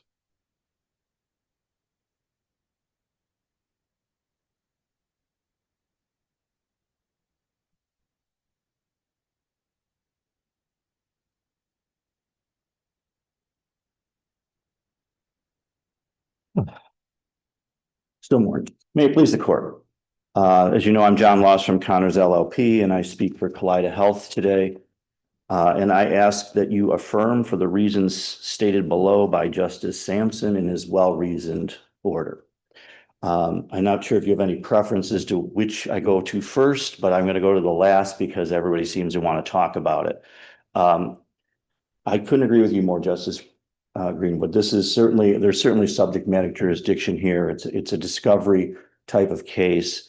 To go to your point, Justice Lindley, on Sims. So the Sims situation was this: the plaintiff's attorney issued an authorization that had certain language in it, and the defendant said, I don't want that authorization when I go see the doctor. I want you, and that even included a request for the doctor to let the plaintiff's attorney know if they were going to meet with the defense attorney in that very provision. Justice Marshall, longtime MedMal judge in Buffalo, excised that language at the defendant's request and put in the Porcelli language. I think I have the case name right. Yep. And did not say anything about the request or anything like that. And this court held, you, Justice Lindley, on the panel, in an opinion written by then Justice Troutman, which is, is kind of remarkable because usually you just issue memorandum. So it was so important that she actually authored it over a dissent of Justice Bannister. It was a 4-1 decision. And it affirmed the exercise of Justice Marshall's discretion. And that is precisely what this court should do here. How else are we going to have this issue? And let me talk a little bit about the timing of things here. So page 107 of the record, and I don't know whether any of you have the capacity or the ability to actually look at it. We have it here. While we're talking. But page 107 of the record, and frankly, page 108 of the record, are the letter and the authorization.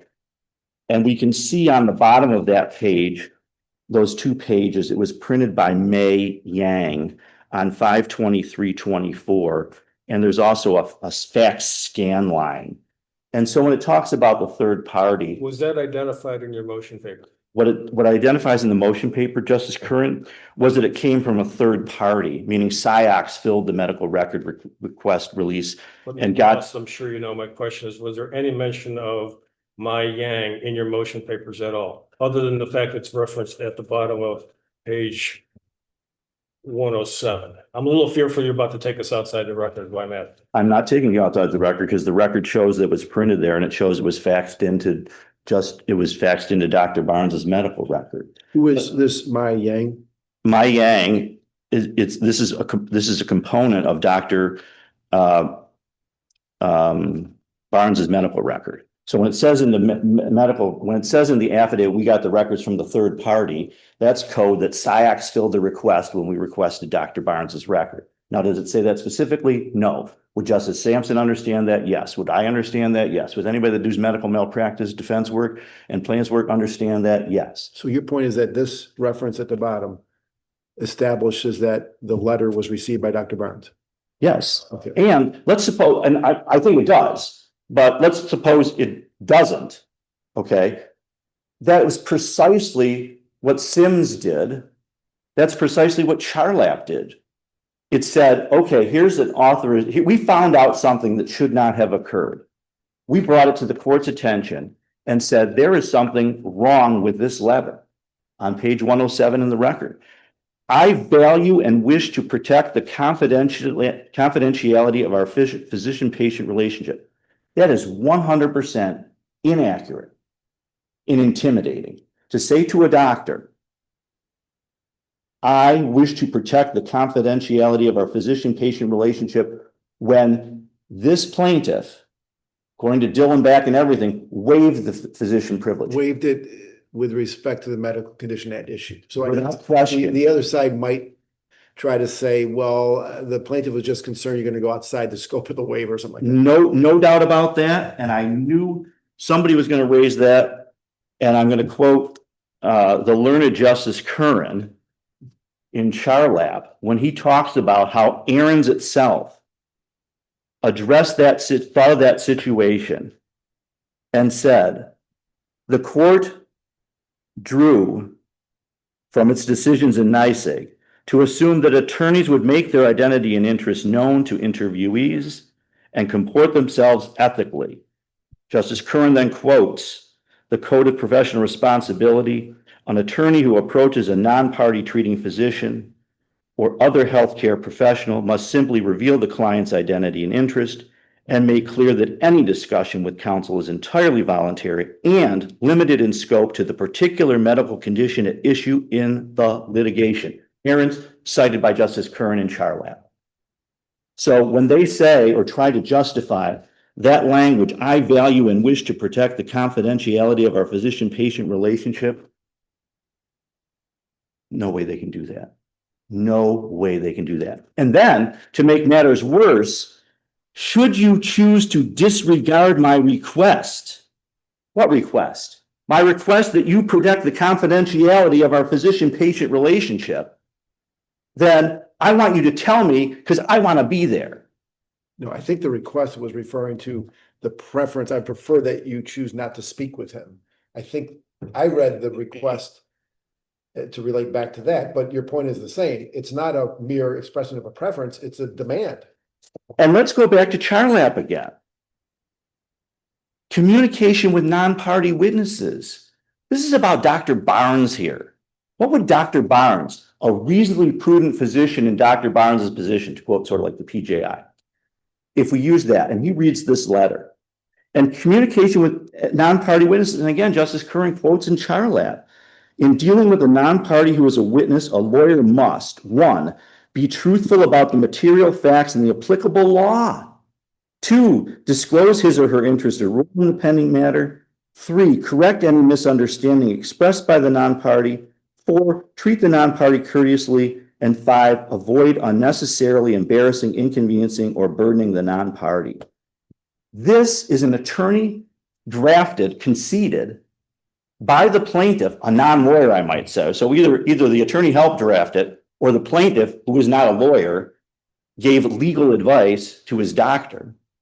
Your motion papers made no argument under the rules of professional conduct, correct? But we didn't. My point on that is, it wasn't necessary that we did that because it's what's the underpinning. Why is that intimidating? It's intimidating because a non-party doctor getting this letter would think, oh my gosh, I'm going to breach the duty of confidentiality. And if there's 5 letters every doctor knows, it's HIPAA, HIPAA. Boy, I do not want to disclose confidential information.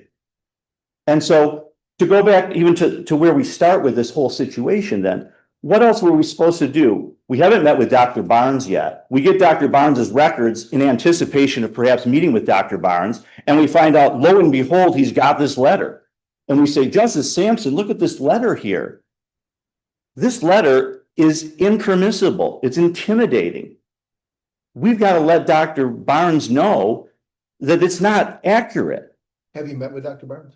No. And does it matter whether we have or we haven't? No, there's a question of subject matter jurisdiction that might arguably be relevant to. I understand that's been raised, Judge, Yeah. But in Charlap, hadn't met with a doctor. Sims hadn't met with a doctor. I dare say in any of these cases, nobody met with a doctor because they want to give the authorization to the doctor to say, Dr. Barnes, I'd like to meet with you to talk about this particular patient. Mr. Loss, it's been a while since I wrote Charlotte. Yes. But as I recall, I denied the relief. You denied the relief in Charlap. This is different because relief was granted. So therefore, the assertion of subject matter jurisdiction has been made.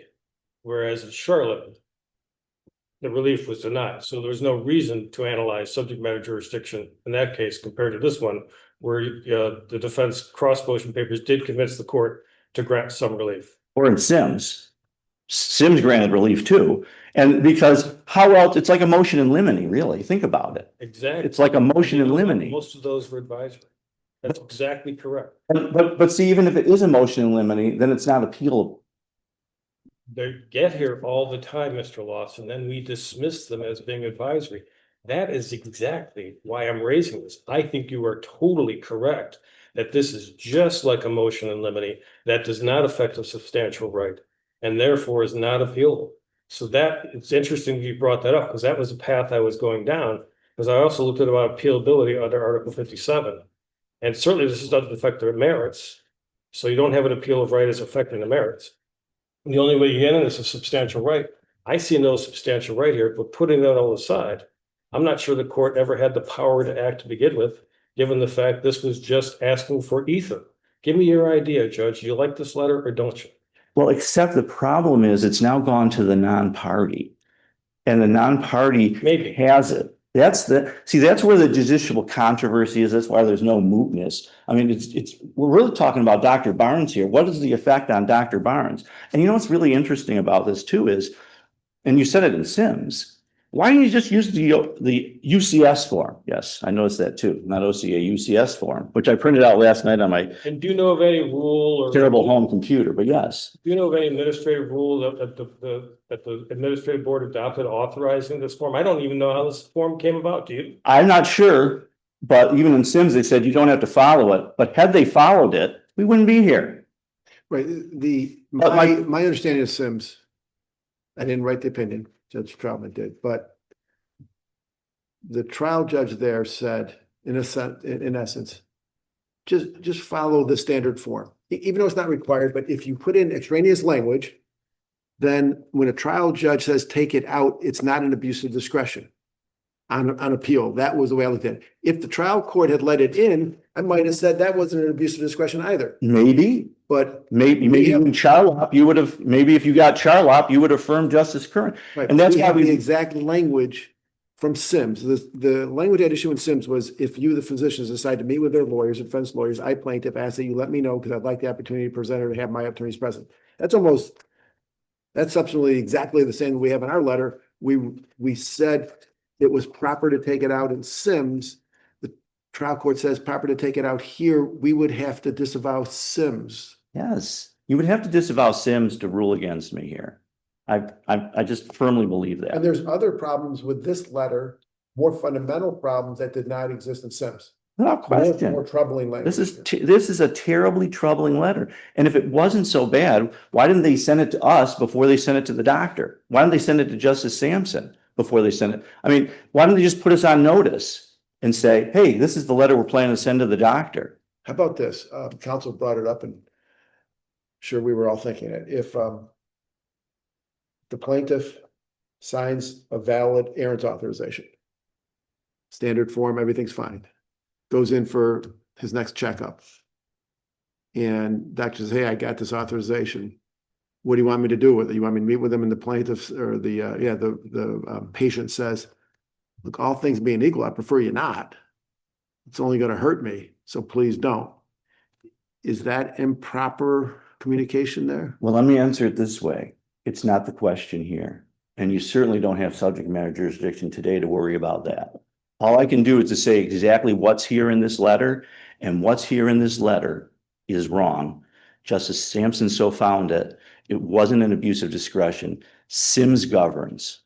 Right, but we, as you know, we're not just deciding this case, but we have to keep an eye out for what's the future cases and what we say here and how it's going to affect. And this mere preference, I'm wondering what effect it might have on some hypothetical case. That's why I asked the question, but I get your point. I mean, we don't need to rely on that here. There's other language here that you say. The two things I quoted from page 107, Judge, just need to be stricken and there needs to be rescission of that. I mean, there's just, I think I've been about as clear as I can be on that. I would like to go back to the first issue briefly. See, again, what strikes me about these appeals, and they're interlocutory appeals, which of course the federal court doesn't allow and some other courts don't allow. But why would you all want to be like the five of you sitting as super discovery regulators here? Back to Justice Greenwood's point on this first point here. You know, Justice Sampson, we know what his reasoning was. You know, sometimes you just get, oh, the motion's denied. And you're like, oh, please, really? Could somebody at least told us what they were thinking? I mean, here we get the rationale for why he denied the motion. One, and first of all, I just want to say one of the reasons I'm arguing today is because two of my colleagues were the ones that were the subject of this 3126 strike and answer motion. That's a really tough thing to do against a defense attorney. Say, your conduct was so contumacious and so willful that your client's answer should be stricken. And they don't seek to defend that. In fact, you even tossed out Justice Lindley, we're not gonna, but that's what they did here. They amended a bill of particulars. 4 days later, they took on the reputation of my colleagues and said, strike their client's answer. And then they don't defend it at all when they get up here and say, well, it really was a motion to compel. And I remember having this, again, another trial court judge, Justice Curran, who said, well, Mr. Loss, You mean you're saying together with such other for and further relief was to put us on notice that it wasn't a 3126, it was a 3124? When 3124 isn't cited in any of the motion papers or in their briefs? Well, the trial court here interpreted such other relief as request for a protective order. Not disagreeing with you at all, Judge, but the point that they make this motion to strike an answer, and then here's the key point here, okay? This is the rationale that Justice Sampson says in his well-reasoned decision. One, pressure sores develop over time. It's not like an acute event. Two, without question, they seek information about individuals not involved in the plaintiff's care because they think they seek staffing for the entire 20-bed unit. He was only in one bed. They want to know the staffing of other 19 beds. Three, not limited to the dates of the hospital admission. He was in 21 days, he corrected you, 7 to 27. We want the entire month of November.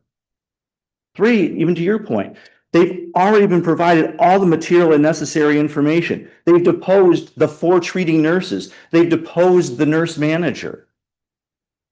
They have everything that they already need. Well, and that, at least that was the reasoning of Justice Sampson, and that certainly wasn't an abuse of discretion. Well, there was some testimony from one of the representatives, one of the nurses who was deposed, that said something about, I may have the numbers wrong here, but we have a 2-to-1 ratio attendance to patients. Plaintiffs, look, if this ulcer developed during the 21 days, then somebody was not watching them. Okay, it seems to be a fair statement. Maybe he developed the ulcer after he left, but their theory seems to be there weren't enough staff going around to turn him and to check on him. And knowing how many nurses were there maybe they were supposed to have more to reach this 2-to-1 threshold. But that wasn't the demand. That wasn't the demand. They didn't ask for census information. What I'd like to say on appeal here is 2 things. Saying it so doesn't make it so, doesn't make it relevant. And 2, you are bound by the record you have, not the record you wish you have. You are bound by the motion you made, not the one you wish you made. You are bound by the demand you made, not the one you wish you made. All you can look at today is this overly broad demand that seeks information that Justice Sampson appropriately found was deserving of a protective order. Now, I want to say one other point too, and I will answer any questions on that too, but I think I've put that all together. My colleague cited Kiernan in our responding brief, and there was in the reply brief, we don't get a cert reply, we don't get a rebuttal. I mean, you know how. So, but I wanted to make clear for the record that she wrote in our only brief, the red covered brief, that Kiernan supported the defense position here because the court in appellate court in Kiernan found that it was palpably improper, the demand. And that was a case that started on page 1396, Kiernan. In reply, the plaintiff said that case said no such thing. It only addressed a 3126 motion. That was Kiernan that started on page 1398. So the Kiernan case that we cited on 1396 fully supports our position here. And their only response was we mischaracterized Kiernan. We did not. They mischaracterized Kiernan because they relied on the 3126 and not the 3124 Kiernan. So in conclusion, unless there are additional questions, which as you know, I'm always happy to answer because why else did I come up here? If you've got additional questions, I'd rather answer than walk out and Justice Lindley says, oh, I wish I'd asked John Loss this question. I'm all here. But assuming that's it, I'm asking you to affirm for the reasons below by Justice Sampson. And for all of us that are practitioners in the trenches, for all of us that have been judges in the trenches at Supreme Court level, trial level, this is what discovery is about, but we've got to be able to rely on the justices in the trenches at the trial court level to make these kind of decisions, particularly when they did not abuse their discretion in doing so. And I thank you for your time. Before we depart, I will just say that if either party wants to submit a post-argument submission on the subject matter jurisdiction issue, which was raised here, it's a legitimate issue. I would grant that request if either side wishes to be heard on that afterwards within the whatever the time limits are. Thank you, Judge. I appreciate that. Thank you. Thank you for your time. Okay, 731 is Ignakowski versus Ledgestone Village LLC.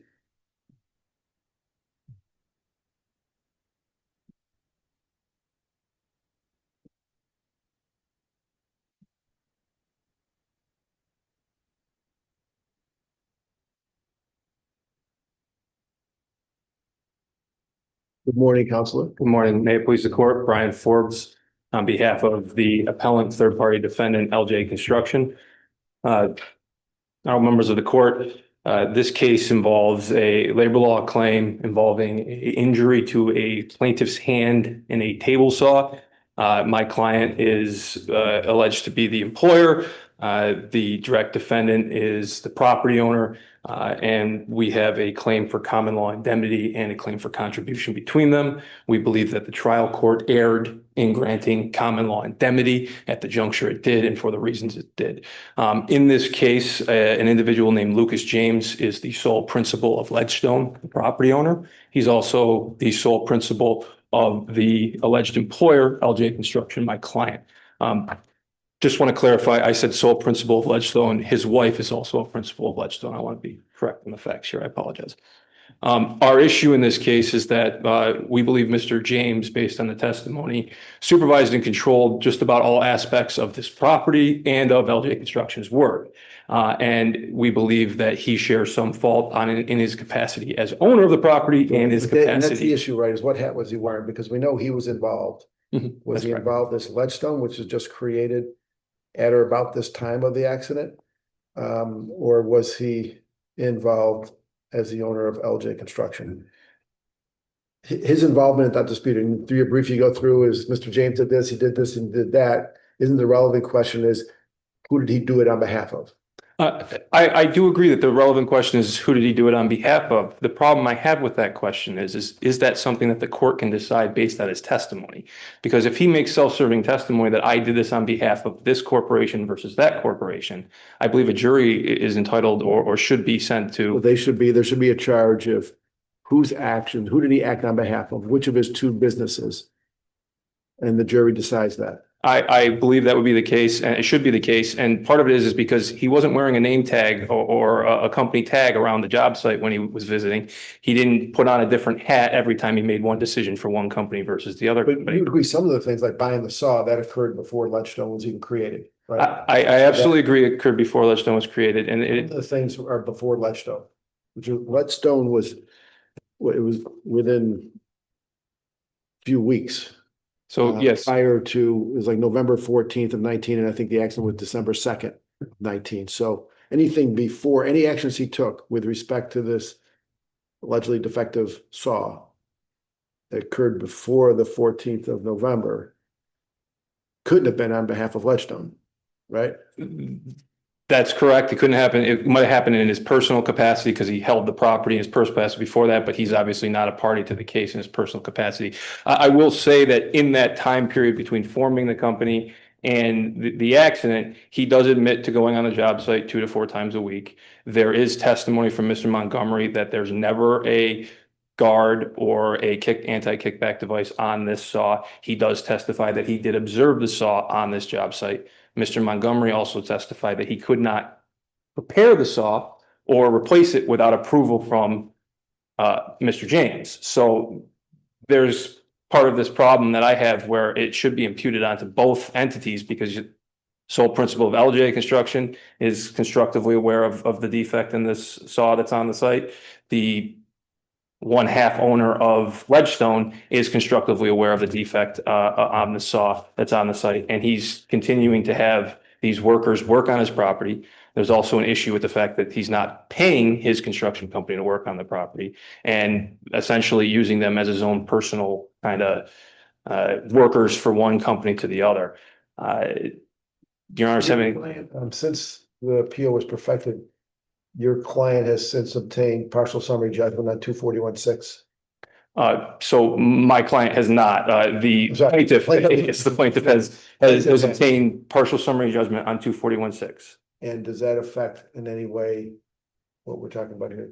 Yeah, only to the extent of the premature argument. At the time this motion was made, it should have been after the plaintiff had sought kind of summary judgment. Making a request for common law indemnity before you have actually been found vicariously liable is problematic. This So is the that, whole conditional indemnification issue? yes. It's not conditional anymore.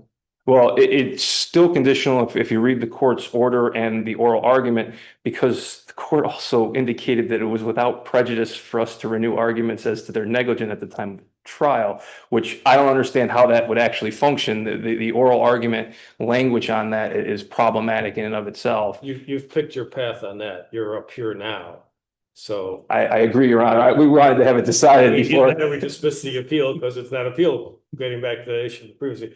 But I did pick up in the answering papers below from your client at page 267, and I wanted to give you a chance to address this along the point of the Justice Presiden's question. There was a statement in that paper that says, should Ledgestone be found liable pursuant to Labor Law Section 241 sub 6 only, it can seek common law indemnity from LJ Construction, unquote. And it seems to me now that has occurred, and it seems to me you've effectively conceded that indemnification now, given that liability on 241 sub 6 exists.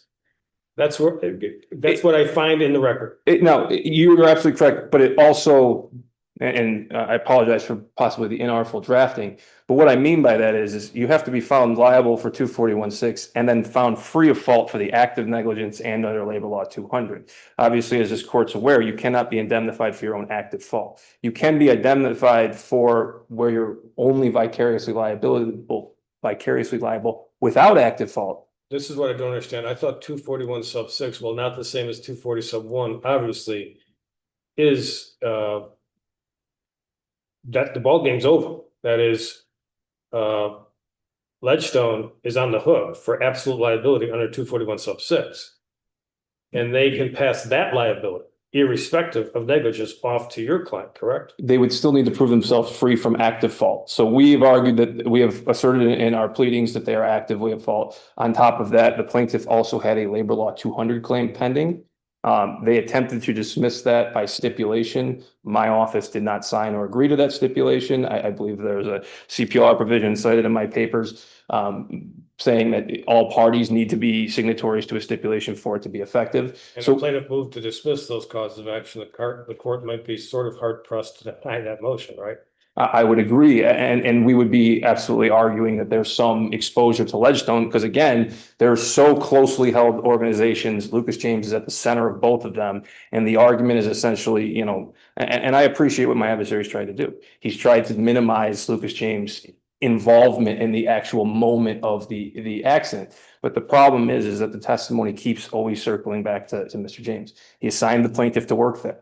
He's assigning the plaintiff to work on a property he owns in a different capacity. He's doing it without paying his other corporation. He is the one who's absolutely responsible and in final control over whether they can replace the saws or replace guards and get any extra equipment. That's very, very important. Mr. Montgomery testifies unequivocally, if I wanted to get any equipment over like $10, I have to go through Lucas James. And Lucas James also admits that he saw the saw on site. There's testimony that the saw was on site without a guard for the entire time. And obviously under Labor Law 200, there's two bases to impose liability. When there's a premises defect, that's one basis. If the owner is either constructively or actually aware of a dangerous condition existing on the site, the other basis is on supervision control over the means and methods of the work. It has to be actual supervision of control, not just the ability to exercise supervision and control under our case law, correct? Outside the second department, you're absolutely correct, Your Honor. It's two-pronged. One is the authority of supervising control, which no one disputes that he had the authority to supervise and control. The only question is whether he provided actual supervision over That led to the injury producing conduct. Correct, Your Honor. And again, there are cases though that meld these when it comes to a premises case versus a supervision and control case. A lot of times they're very clear cut down the middle, but when you have a piece of equipment sitting unguarded, dangerous on the site for a length of time, and the owner walking around observing it, and that same owner with admitted authority to remedy the decision. In fact, that same owner being the only person with the authority to actually remedy the situation. I think that creates a question of fact that needs to be resolved at the time of trial. One last point, Your Honors, I do want to point out that in this same order, the same day, so before we got up to orally argue our indemnity issues, the plaintiff made a motion for spoliation and was granted a negative inference against only Ledgestone. So the judge, the Honorable Panel Pinto, issued a decision from the bench directing that a negative inference was going to be placed against Ledgestone Construction. But not LG. And not LG. She assumed he was acting on behalf of Ledgestone at that time when he cleaned up? So when he removed and improperly got rid of the table saw, the court, by implication, essentially held that he was doing so on behalf of Ledgestone because the motion was only against Ledgestone and there was no argument saying, no, this was on behalf of LG Construction, any of that. And the court granted that negative inference and then 10 minutes later determined that Ledgestone wasn't actively at fault in order to grant a motion against my client. Well, he arrived, Mr. James arrived at the scene afterwards, found the saw all bloodied up and apparently disposed of it on his own. After he arrived on the scene, after the injury, correct? That is correct, Your Honor. And we could argue the merits of that spoliation charge, but it's not subject of appeal because neither Ledgestone or plaintiff, obviously, plaintiff had no basis in Ledgestone. On the grave injury to the workers' comp, there was a ruling that it was a grave injury. That's correct. So now both Ledgestone and LG are direct defendants? No, even with the grave injury, the employer never becomes a direct defendant. Okay. The plaintiff still doesn't sue the employer. The plaintiff still has to sue that third party, the non-employer, essentially. And then the third party, in this case, Ledgestone, is now allowed because of the non-grave injury, because there's a grave injury, to seek both common law indemnity or contribution against the employer. It works as essentially a kind of a condition precedent to suit when that grave injury is in play. In this case, the finger was cut off above the appropriate joint in order to get that termination. I don't believe we oppose that issue largely. It's definitely not subject of appeal. I don't want to waste the court's time with that. All right, thank you. Thank you.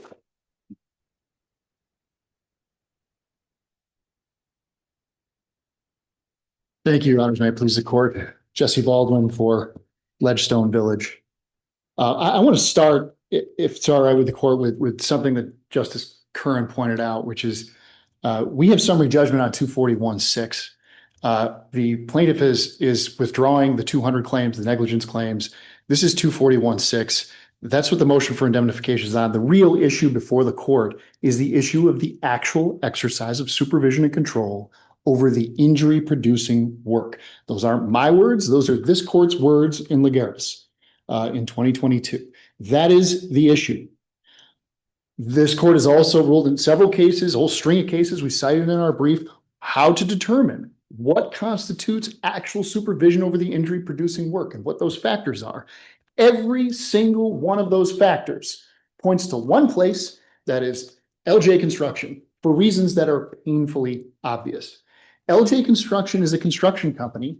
Ledgestone Village, as Judge Lindley pointed out, was an entity created 2 to 3 weeks before this accident to hold the property, and that's it. Now, as the trial court found, under Labor Law 241-6, as the owner, they are statutorily liable. But as this court held in Lagares, that liability can be transferred over in common law indemnification if those factors apply, as they do here, in the completely undisputed evidence as exists here. Because that's one thing we didn't hear anything about, is evidence or the actual test for the actual legal issue. What parties supplied the tools in issue? As has been pointed out, this tool in issue was acquired for LJ Construction years before Ledgestone existed. What party employed the workers performing the work at issue? Now, I heard the term alleged employer used twice by counsel just now, alleged employer. The plaintiff admitted he's employed by LJ Construction. His foreman, Ms. Clay Montgomery, admitted he was employed by LJ Construction. The only other person on the work site anywhere admitted he was employed by LJ Construction. All three of them admitted they were hired by LJ Construction somewhere between months and years before Ledgestone ever existed. The plaintiff and his foreman both testified they'd never heard of Ledgestone Village LLC. There is no question in the record, in actual evidence, that the plaintiff was employed and that all the employees at issue here were employed by LJ Construction. Ledgestone Village had no employees. It had no operations. Ledgestone Village eventually, years after this, becomes a company that's in the business of leasing residential property. Well, at the time, there was no completed residential property. Their only asset was this piece of undeveloped land. They had no employees, no operations, no insurance, no nothing. This entity held the property, and that's it. So what party hired the injured worker? LJ Construction, months before this accident happened. They controlled everything. Now, finally, what party issued orders to the injured worker?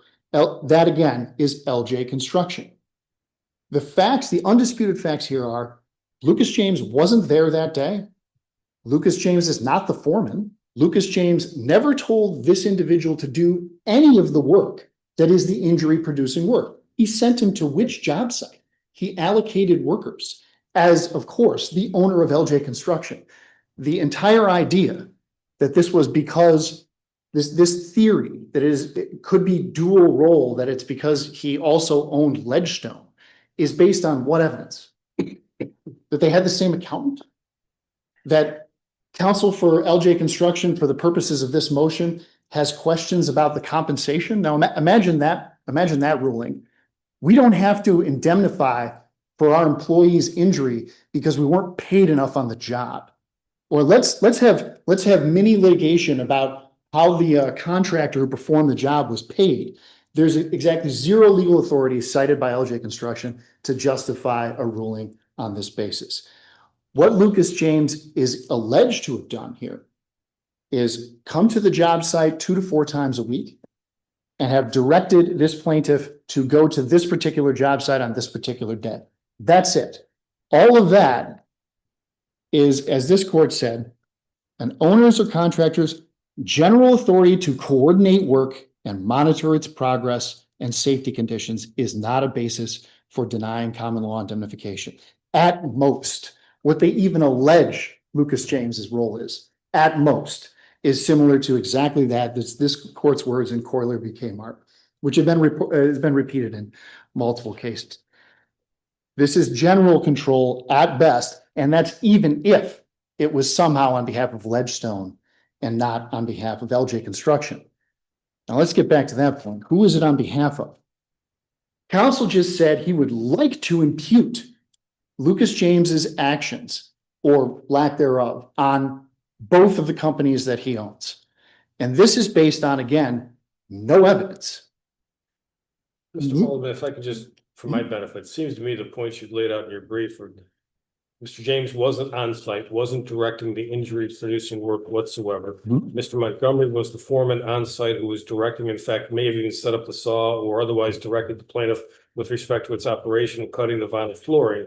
So, and Mr. James wasn't present for any of that supervision, actual supervision.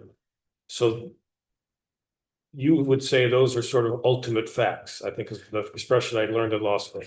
Those are the ultimate facts that go to the ultimate issue here, which is who exercised actual supervision, as Your Honor pointed out, it being the test over the injury producing work. I would add that it's not a question that Clay Montgomery set up the saw. He testified he set up the saw. There's no testimony or other evidence to dispute that. It's not a question that he's the one who directed the plaintiff. Now that he was done with some other task that he had done that day, I want you to cut these floorboards. It's not in question that Clay Montgomery is the individual who trained the plaintiff on the saw. Clay Montgomery admitted that at his deposition, and the plaintiff admitted that it was an employee of LJ Construction, but he couldn't remember which foreman had taught He him. never even heard of Ledgestone, I don't believe. He had never heard of Ledgestone, neither the plaintiff nor Clay Montgomery, his boss who directed his work that day entirely, who also even directed it right down to the point of marking the floorboard and saying, cut it here. Right, but he did know, of course, Lucas James.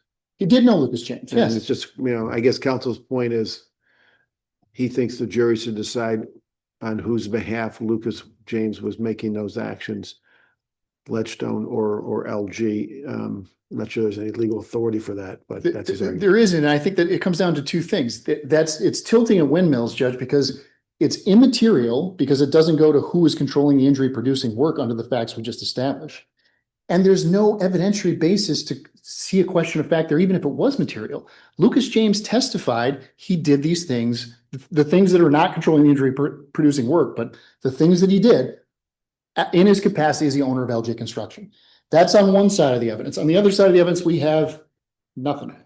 There's nothing for a jury to decide, Judge. Right, No reason to decide would- it, nothing to decide it I based. guess he has every incentive to say it was LJ because they got insurance and he doesn't. Sure, which is, I believe, why counsel has referred both in papers and here in oral argument to a self-serving statement.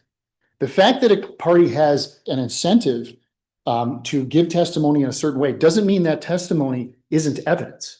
There's evidence on one side, there's no evidence on the other. Self-serving is a self-serving affidavit is a specific term that this court has recognized as actually meaning something. It's when it contradicts prior sworn testimony. There's no contradicted testimony here. His testimony is exactly consistent. The only person on the planet who would know is him. So I don't know how they would, if it went to a jury, what the evidence on the other side of the ledger would be. But in any event, we understand your point. Thank you. Yep. Case number 733 is Gordon versus SEB Development LLC.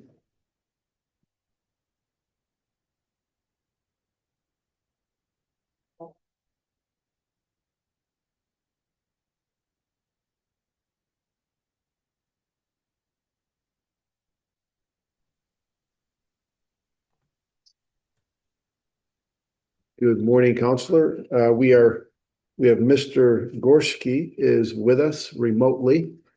There was a change in the calendar. You were looking around like you were looking for him. He is with us on the screen. Your Honor, just with the court's permission, I was listed first on the calendar, but we had agreed that Mr. Gorski could go first, if that's okay. That's acceptable. Mr. Gorski, you may proceed. Thank you, Judge Lindley. First, I would just like to say thank you for allowing me to appear remotely this morning.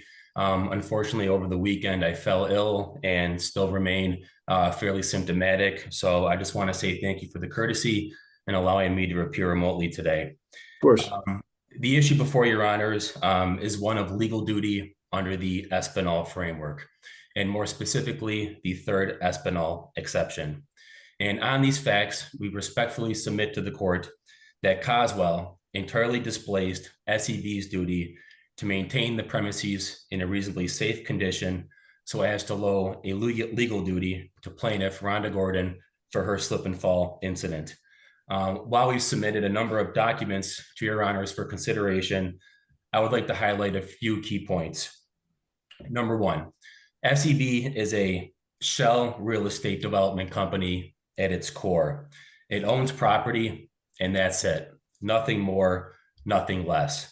Whereas Coswell is a construction company that maintains, updates, and renovates all of SEB's properties, including 158 Holden Street.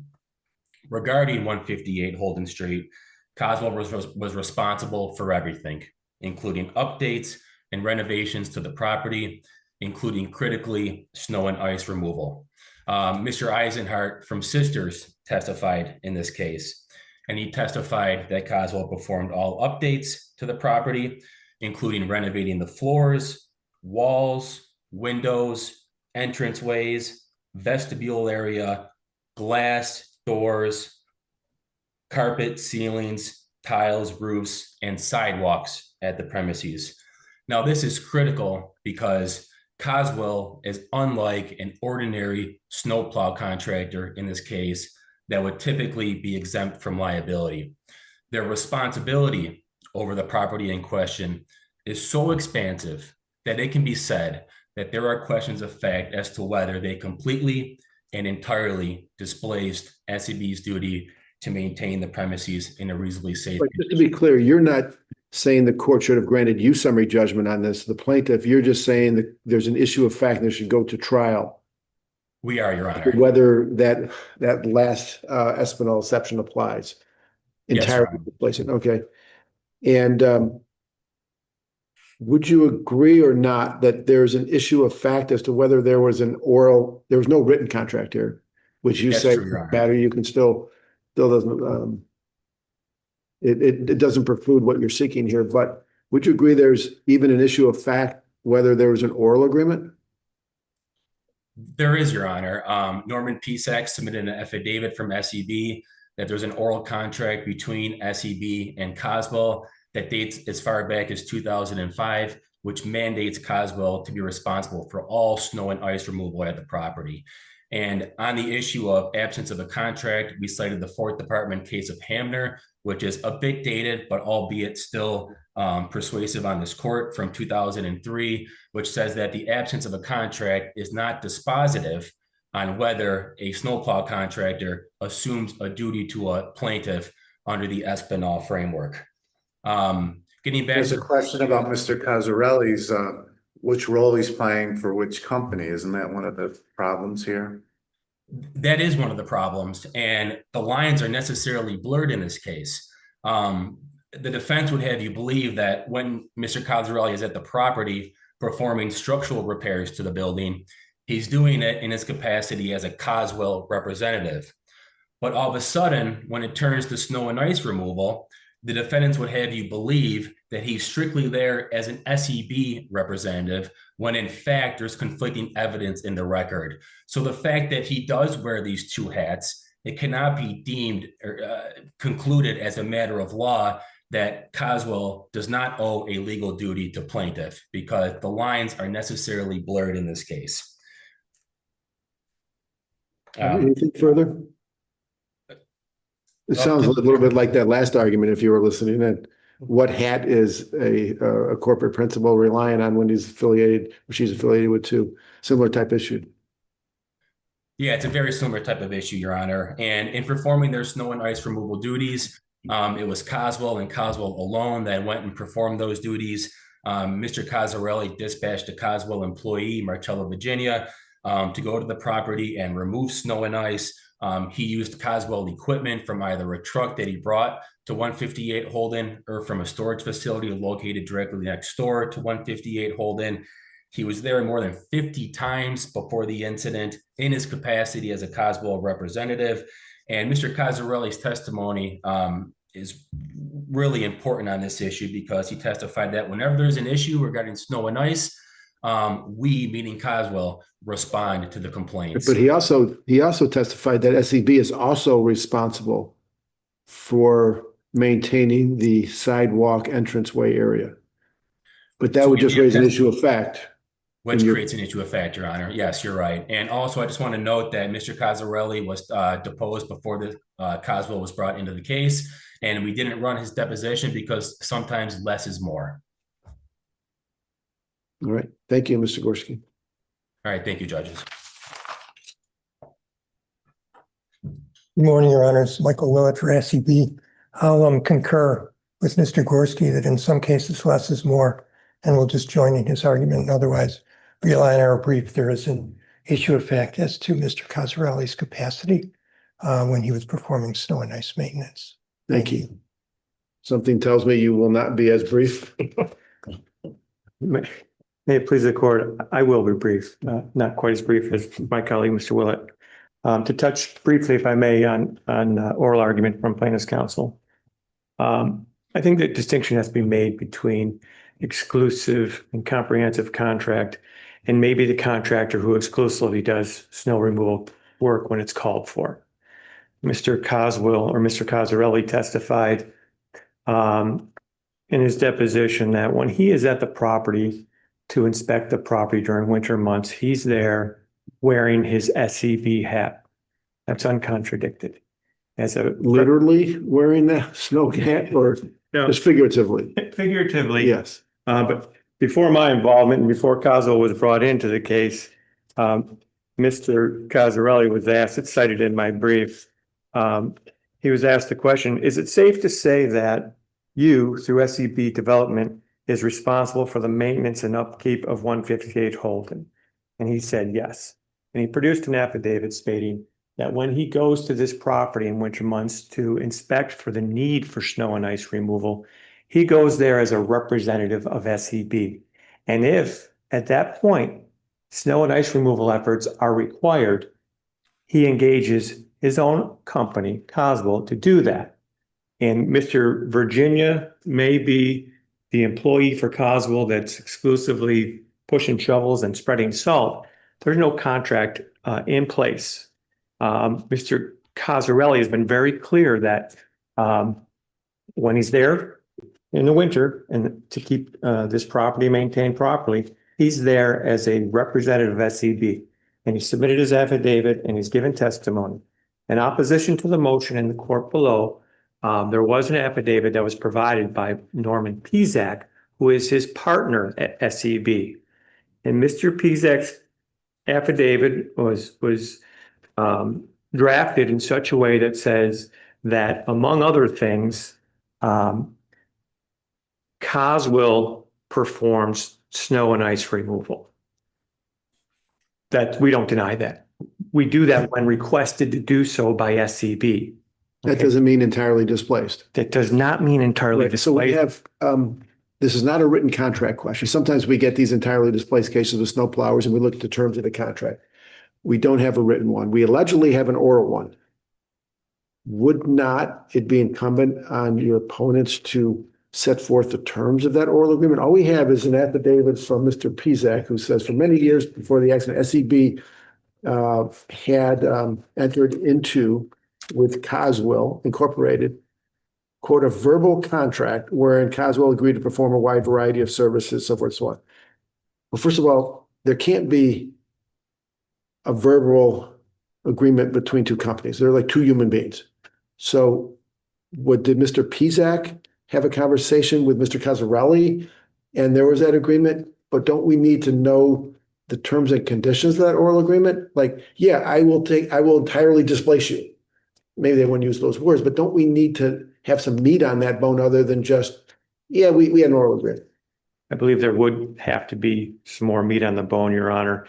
What we have is the two people that know, Mr. Pizak and Mr. Cosarelli, aren't in disagreement about anything. Even the affidavit of Mr. Pizak doesn't say that, no, this was all on Coswell. We have two principal owners, one company, that don't dispute what the other one says. We don't dispute that we did snow and ice removal when necessary. And Mr. Pizak doesn't dispute the fact that when there's inspections made, they're made by Mr. Cosarelli under his duties as a representative of SEB. So while there is no contract that delineates what the obligations are for each of the two companies, we do have clear and unambiguous language that Mr. Cosarelli provided. And it answers the questions that weren't answered in the case that was immediately before this particular case being called this morning. So there is no true question of fact here. The proof in this case before Your Honors is that this is an ownership issue. SEB owns it. It's not disputed. And Coswell Inc. only gets involved when SEB asks them to get involved. Thank you for your time, unless there's any further questions. Thank you.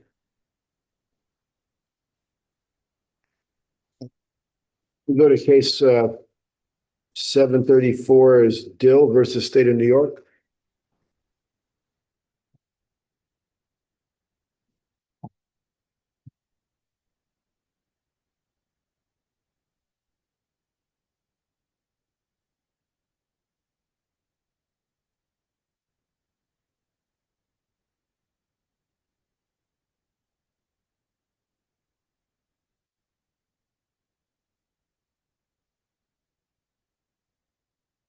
Good morning, Mr. Collins. If we could, it's getting late and you're probably everyone's a little hungry here. So if we could just direct you to where I think you're going to go.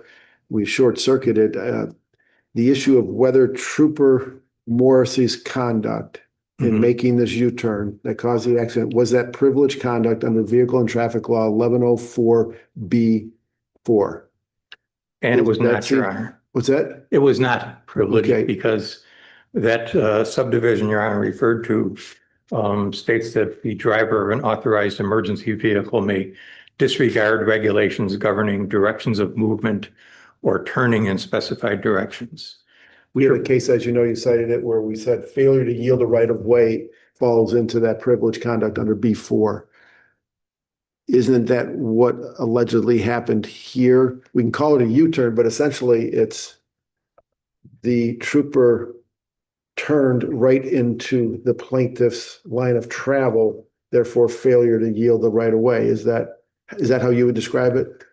I acknowledge that he did fail to yield the right of way, which is a violation of Vehicle and Traffic Law 1143. Section 1143. But that failing to yield the right of way is not encompassed in phrase regulations governing directions of movement or turning in specified directions. That would encompass, say, going the wrong way on a one-way street, driving either wholly or partially on the wrong side of the road over the center line, or turning in specified directions where such turns are prohibited. And that would include making a U-turn where it's not allowed. Right. So your view would be we got Williams versus Passenger wrong, which wouldn't be the first time we got something wrong, but that's really what you're saying here. And there is another case, Your Honor, where the court, to use your phraseology, got it right, which is LaGrasso versus Town of Tonawanda. Yeah, that's a little different. That was the emergency vehicle operator stopped at a stop sign, looked both ways, entered the intersection, and there was an accident. Right. And we said that was not privileged. It would have been privileged if you just blew right through the stop sign. But because the driver stopped, it wasn't. And I get your point, because that could be looked at as a failure to yield as well. Almost every accident, it would seem to me, between motor vehicles or a motor vehicle and a pedestrian or bicyclist, almost every accident would seem to be a failure to yield on one party's, one side or the other. Correct. So you would argue failure to yield then it can't be privileged conduct because everything would be privileged. Any accident would be privileged because somebody by necessity is failing to yield. There's no accident where both parties have the right of way, probably. That's right. It would, if that construction where just the failure to yield is deemed privileged, would render the statute largely superfluous. And the four categories would be, irrelevant because, for example, going through a stop sign or going through a red traffic signal entails failing to yield. But because the legislature deemed it necessary to specifically enumerate those as privileged conduct, they necessarily were not intending to state in the statute that any failure to yield is privileged. But we have two U-turn cases from the fourth. The second department has Clark, I think. We have Dodds versus Hamburg. We got Flood. Those were all U-turn cases. We said privileged under B4. What I know you try to distinguish those. If you want to articulate that here, why we're not bound by those cases. Yeah, Dodds was not just a U-turn case. In that case, the officer was traveling on a road with two lanes going in one direction, two lanes in another. And to make a U-turn at an intersection, the officer was in the right-hand lane and he drove across to the left. So he crossed over the other parallel lane heading in his direction. And in that lane of traffic, the decedent's vehicle was coming up behind him. And then there was a collision. And under the Vehicle and Traffic Law governing U-turns, it specifically states that a U-turn can be made at an intersection only from the lane closest to the center line or, a dedicated left turn lane. So in that case, there was a violation of the Vehicle and Traffic Law, thus bringing into play Section 1104. Is Flood the same thing? In Flood, the court cited Caber versus County of Monroe, stated that, under Caber, the reckless disregard standard applies only when a driver of an authorized vehicle violates or disregards what otherwise would constitute a violation of 1104B. And even though the court didn't identify what rules of the road that applied, it implicitly found that there must be some violation there. Because that involved a U-turn that we found to be privileged. But it was privileged. It couldn't have been privileged merely because every U-turn is deemed to be violative of the vehicle and traffic law. The state would be in a better position if this were in an area where U-turns were prohibited. That was the Jones case from the third department. Right. That was a different factual scenario than this. This was U-turns were not prohibited where Trooper Morrissey attempted his U-turn. So we understand, I mean, it's a difficult, I get your point. We would have to say we were wrong in a prior case, I think. We had that failure to yield case. But we'll take a look at that. If I can follow up, just because I'm still sorting this out in my head, and maybe it shouldn't be this complicated, but for some reason it's ending up that way. As I read the state's brief, they're saying that the Williams case referred to by our Justice Presiding Lindley here has to do with a VTL section 1141. Right. I understood what you were arguing, Mr. Collins, is that the privileged conduct, if at all, would have to be under 1143, entering a roadway. And I thought your argument was, while a U-turn was permissible at this particular spot where the accident occurred, therefore the U-turn concept and turning vis-a-vis a U-turn doesn't apply. What would apply, even though the state didn't raise it in their motion papers at all or in opposition, what would apply is 1143, entering the roadway. And I thought your point was entering a roadway under 1143, and I know this is a long question, we can break it down if need be, that entering a roadway in violation of 1143, when you don't yield right away, is not disregarding a regulation governing direction of movement or turning in specified directions. So the way I look at 1143 doesn't involve a turn. So the question then is whether or not it involves directions of movement. And so that's what I think you have to show as a matter of law, that you carried the burden that the trooper violating 1143 by entering the roadway is, as a matter of law, not a direction of movement. Do I have the issue correctly from your perspective? That is the issue. And to reiterate, in response to your question, Your Honor, directions of movement, the cases have held, is going the wrong way on a one-way street, driving on the wrong side of the road. If direction of movement was broadly construed to mean simply moving forward, again, it would render K-bar meaningless, because it would mean every time the driver in an emergency vehicle put the vehicle in gear and stepped on the accelerator, they're moving in some direction. And it just would mean that every time, therefore, they're engaged in privileged conduct. And that's directly contrary. I'm sorry to interrupt you again, but I think I'm just catching up to where the Justice Presiding already was. That is, the breadth of the argument the judges articulated is anytime they're moving forward, if that's a direction of movement, then the exemption always applies, essentially. And that's the question we got to ask. So here's what, you must have done the same thing. Lawyers must have done this.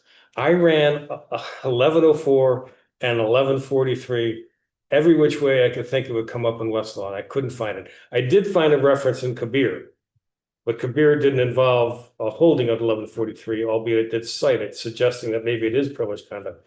But have you found any case, Mr. Collins, that goes your way that says a violation of 1143 failed to yield right away to traffic in your lane there is not, as a matter of law, privileged conduct? Have you found a case that says that?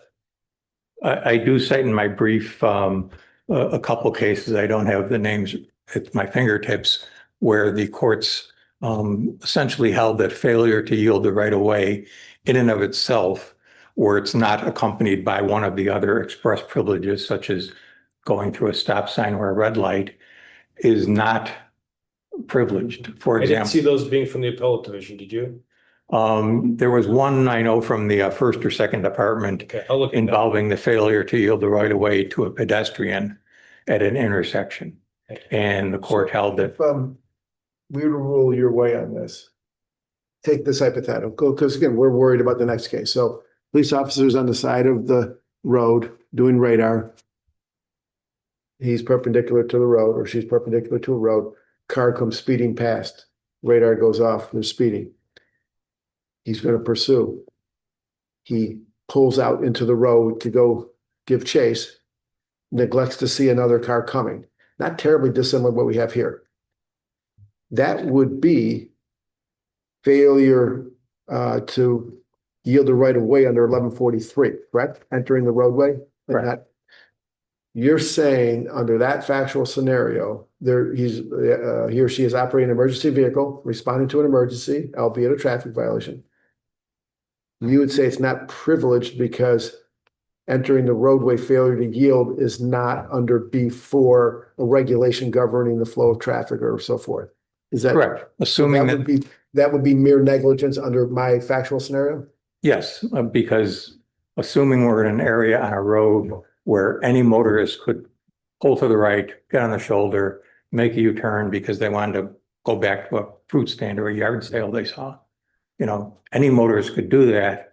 And therefore, there is no privileged conduct, no disregard or an otherwise applicable regulation governing directions of movement or moving in specified directions, because those, when construed, I think, as dictated by Caber, don't encompass simply deciding to move your vehicle. I think we understand your argument. Is there any last word you want to add? Yeah, Your Honor alluded to the fact that the state below never raised 1143 as a basis for finding that Trooper Morrissey was engaged in conduct that disregarded a statute. Yeah, but they did cite Dodds, they cited Flood, they cited the second department case, Clark, they cited all the U-turn cases. They just didn't identify a provision of the V&T law that was violated. Which I think is essential to their argument. Right, That so, well, they identified one regarding. How about if it's a speeding case, a police officer is speeding, that's obviously privileged. Yes. Goes through a red light. And there's a lawsuit and the state comes in and says, speeding's privileged, going through red light privileged. Do they have to identify the provision of the vehicle and traffic law that prohibits speeding for them to get the privilege? I think in making a motion for summary judgment, they certainly would. Okay. I mean, I don't know why they wouldn't say who was engaged in privileged conduct under 11B4 because they disregarded this statute and that statute. Okay. And by raising it for the first time on appeal, I think. So the conduct is raised, not the specific statutory violation. That's what we would have in my hypothetical. Yes, and I think that they do have to identify a statute. They can't but say, hey, he violated some unstated provision of the vehicle and traffic law. Right. Because the statute is, designed to privilege only specific conduct. And if you can't even say what that conduct is, But he is saying what the conduct is. He's just not identifying the section. So that's two different things you're talking about. It would be right if there was just some vague allegation, but that's not what we have here. And I don't think that's what Justice Presiding is referring to. He's saying there's a very specific conduct that's being referred to, and they just didn't identify the section. well, I think under 11B4, you have to identify it because it says disregard regulations governing directions of movement. I'm not sure we did that in prior cases. I don't think some of our U-turn cases don't say what the statutory violation was. Maybe we should have identified it. Yeah, We understand your point, and I assume, and we also understand on the recklessness, you believe there's an issue of fact, and actually, no, Your Honor. no, you say as reckless as a matter of law. I'm sorry. Yeah, reckless as a matter of law, because even assuming that 1104 applied, the officer still had to take adequate precautionary steps. Here, Trooper Morrissey acknowledged that he was aware Campbell Boulevard is a well-traveled road. He was, while proceeding southbound, before he even, Right, we understand the facts. Are you aware of any case besides the Ellis case in the city of Buffalo where we said as a matter of law, an emergency operator's driving was reckless as a matter of law? offhand, I'm not aware of I any. think that's but the only one. I was on that one. I think it was the first of its kind. And that one, the officer was doing 100 and wrong way on a main street in city of Buffalo. Far more reckless than what we have here, just doing a U-turn, failing to look. But we're gonna take a look at that issue to see if it rises to that Ellis level. Okay, thank you, Your Honor. I mean, at a minimum, I would submit there is a question of fact. All right, thank you. Two other minor issues, or Sure. not minor, but at least not as important as issue number one. The trial court found that there was a question of fact as to whether claim was comparatively at fault because she ostensibly told an investigating representative of the New York State Police that she saw the officer pull to the side of the road without signaling or putting his emergency lights on and thought that, he possibly would be making a U-turn. But she was entitled to anticipate that he would yield the right of way, which he was obligated Mr. to Collins, do. just so I understand it, and don't lose your train of thought, but I'm probably behind again. But is there any issue on appeal where you're asking us or did below to dismiss the so-called affirmative defense of culpable conduct or comparative fault? Is that? Yes, that was moved for below, and it's. Is that among your issues on the appeal? Yes, it's a separate point in the brief. And therefore, because she was entitled to anticipate that the trooper would yield the right of way, and because she,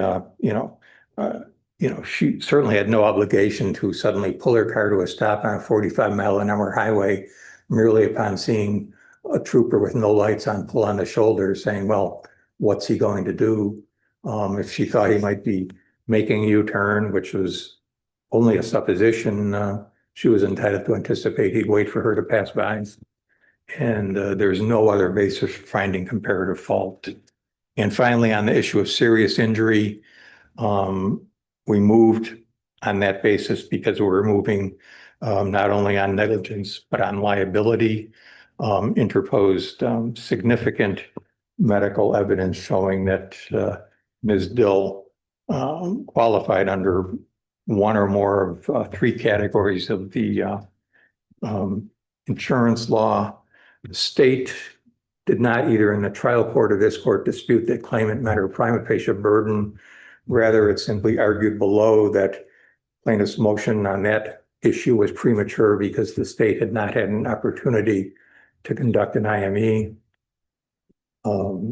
That is a meritless argument. It had over 3 years in which it could have conducted an IME, did not do so. Even in the absence of an IME, it made no attempt to put in the opinion of a medical professional stating that there was no serious injury. And, it's, as to the argument raised on appeal, it's irrelevant that the state believed the trial would be bifurcated because motion practice is not, subject to that same principle. And regardless of whether a trial is going to be bifurcated, and there's no indication here that the court had so stated, the plaintiff was entitled to make a motion on all issues, including liability.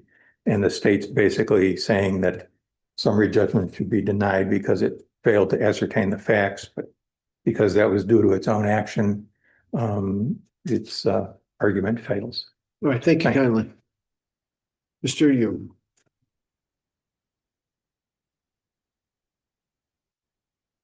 Hey, good afternoon, Your Honors. Kevin Hu on behalf of the state of New York. So I'd like to start with the qualified privilege because that is quite frankly the main issue. And there are 3 points I want to make, and they're in response to Justice Curran and Justice Lindley issues you brought up in your own questions. So the first relates to the alleged failure to preserve the argument based on 1143. So this failure to preserve argument is incorrect for 2 interrelated reasons. And so the first is that it's important to remember the procedural posture of this case.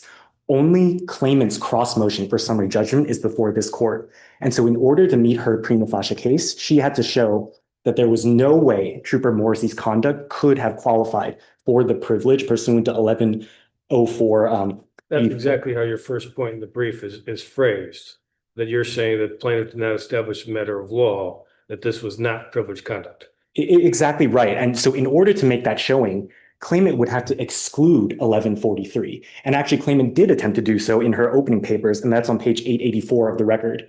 And so in response to that, it is certainly true that the state did not cite to 1143. However, it did say that the basis for claiming the privilege was making a U-turn into oncoming traffic. And it then linked that to 1104B4. And even though the state did not cite to 1143, it is clear that that is the statute or regulation that the state was in fact relying on. And actually the best evidence of this is that claimant herself understood that's what the state was doing. You didn't cross appeal, so you're not seeking a determination as a matter of law that the conduct was privileged. You're fine at this point, letting it go to the jury on that. Exactly right, Your Honor. And if I could just finish my thought on what claimant's reply paper said. Claimant's reply paper is at 933 of the record, cited to the state's opposition papers, quoted from it, and said that argument is incorrect because, and then it then reiterated its argument about 1143. And so in terms of preserving the issue, the question is whether 1143 can or cannot qualify, and that is a legal issue that is clearly preserved. Right. How about the merits of that one? You want to address that? Yes. And so I just have two limited points. And so the first is that the principles that this court articulated in Williams versus Fassinger, which involved a left turn, failure to yield involving left turn, support the state's position. And Justice Curran, you pointed out that that involved a different statute. That is certainly true. That specifically cited an obligation to yield in left turns. But the reason those principles support the state's position is that a U-turn, by definition, will necessarily involve turning into at least one roadway of incoming traffic. And turning into a roadway is what triggers the obligation. Here's the troubling part that the plaintiff points out in the brief. If the officer or trooper had been in the lane, his proper lane, and done a U-turn, there would have been nothing that was a violation of the rules of the road, correct? What makes it a violation of the rules of the road is entering the roadway. That's right. So we are only relying on 1143, but the reason why 1143 fits into the statutory language is it's the combination of the failure to yield in conjunction with the U-turn. And I want to emphasize that the state's position is quite narrow. We are not saying that the failure to yield by itself will always satisfy the privilege. We are merely saying that the combination of failing to yield and the U-turn is what puts us into the statutory language. Just so I have it right, if there had been solely a U-turn that was completely authorized under the law, which is the plaintiff's argument, we would have that case, the Williams case directly, because there, the officer stopped and otherwise so didn't violate a regulation. Therefore, there could be no privileged conduct, because if you don't violate a regulation, there's no privileged conduct. Am I close? Exactly right, Your Honor. There has to be a regulation that's violated. And here, the only reason Trooper Morrissey incurred the obligation to yield is because he was performing a U-turn. And so we respectfully What was the other violation in Dodds and Flood? So in Dodds, I believe, so there is a specific state statute. I don't have the number on hand, but actually claimant correctly explains this in her brief. There's a statute that requires a U-turn to be made from the lane closest to the center when there are multiple lanes. And so the issue in Dodd was that the defendant police officer was in the rightmost lane. There were multiple lanes. And so that state statute effectively That was articulated in our decision in Dodd? It was not, Your Honor. No. Many of your cases do not specify the state statute, and so we both, I'm sure, had to play detective by looking at what the party cited. Does Flood have the same thing where you start your U-turn in the wrong way? I could not tell from the decision or the papers below. How about Cable, the second department case? It's same, Your Honor. Some of the cases are ambiguous, and so I would like to suggest they are in the vein of Williams versus Fassinger, but there's simply not enough conclusive evidence either way. Here's my question on this issue. You said this is a question of law on which the plaintiff did not carry the burden, right? Yes. I focus on the statement question of law. Yes. It's one thing to not carry your burden of demonstrating that facts establish your entitlement to judgment as a matter of law. But where I'm going is, and I don't see case law one way or another, maybe it's in the brief and I've missed it. Is this an issue that we must, on this appeal, decide as a matter of law whether it's privileged conduct or not? Because I don't see anything in the PJI that says that issue, whether this is, does the jury decide whether this is an action that disregarded regulations governing directions? I think probably not, is my guess. So it seems to me that maybe we got to answer this one way or another on this appeal. I would agree with you, Honor, to one extent. This does seem like this would be an issue for the Court of Claims to decide. it is complicated by the fact that originally the procedural posture was dueling motions for summary judgment. So obviously, I believe the state's motion was correctly denied because we did not cite a specific provision of the vehicle and traffic law. But in order to rule, if this court were to hold or were to reach the issue of what the standard of review, what the standard governing Trooper Morrissey's conduct should be, it could only rule in claimant's favor by first addressing the legal issue of whether 1143 in this particular context could serve as a predicate for the qualified privilege. You would have to find that that a violation of 1143 is not. That's right. So Is that not, as a matter of law, a regulation governing directions of movement. that's correct, Your Honor. And I believe How do we not answer that question on this appeal if we're going to affirm?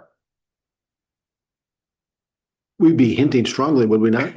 Yes. I suppose the court could split the baby and just say, send it all back and have. Is it fair to say, that there's no dispute on any material fact here about what happened? Everyone's in agreement as to what everybody did here. It's just the legal consequences of those undisputed acts. Fair to say? I would say two critical facts are undisputed that relate to the qualified privilege. And so the first is that when Trooper Morrissey engaged in his U-turn, he failed to yield for claimant. And second, that failure to yield. That's in dispute? That's undisputed. That's undisputed. Okay, yeah. That's undisputed. And it's also undisputed that failure to yield violated 1143. So what are the disputed material facts? So the disputed material facts all relate to the substantive liability. So reckless disregard, negligence. But those are all legal issues. Right? Exactly. And so nobody disputes say, no, I didn't do that, or yes, she did that. Yes. Yeah. We all agree what happened. So the facts relevant to the qualified privilege analysis are undisputed. That is correct, Your Honor. And so just the final comment I'd like to make is the claimant's concerns that a ruling in the state's favor would lead to a slippery slope that would sweep in broad swaths of behavior are quite frankly already disproven by many of the cases she cited in her reply brief. You took the middle approach. You said in your brief, did not carry the burden on this issue. That was sort of, but you probably should have argued as a matter of law, this is privileged conduct, and therefore. Your Honor, I'm not sure the state could have done so because we didn't cross appeal. And so it is a little bit strange. Go back down, go to your next point. Yeah, so just there is no slippery slope. There's no slippery slope because the courts have already rejected it. So in the second department case involving the ambulance that struck a pedestrian, that was just the failure to yield, not in combination with a turn, which is what we believe puts us back in the statute. So unless there are any further questions, thank the court for its time.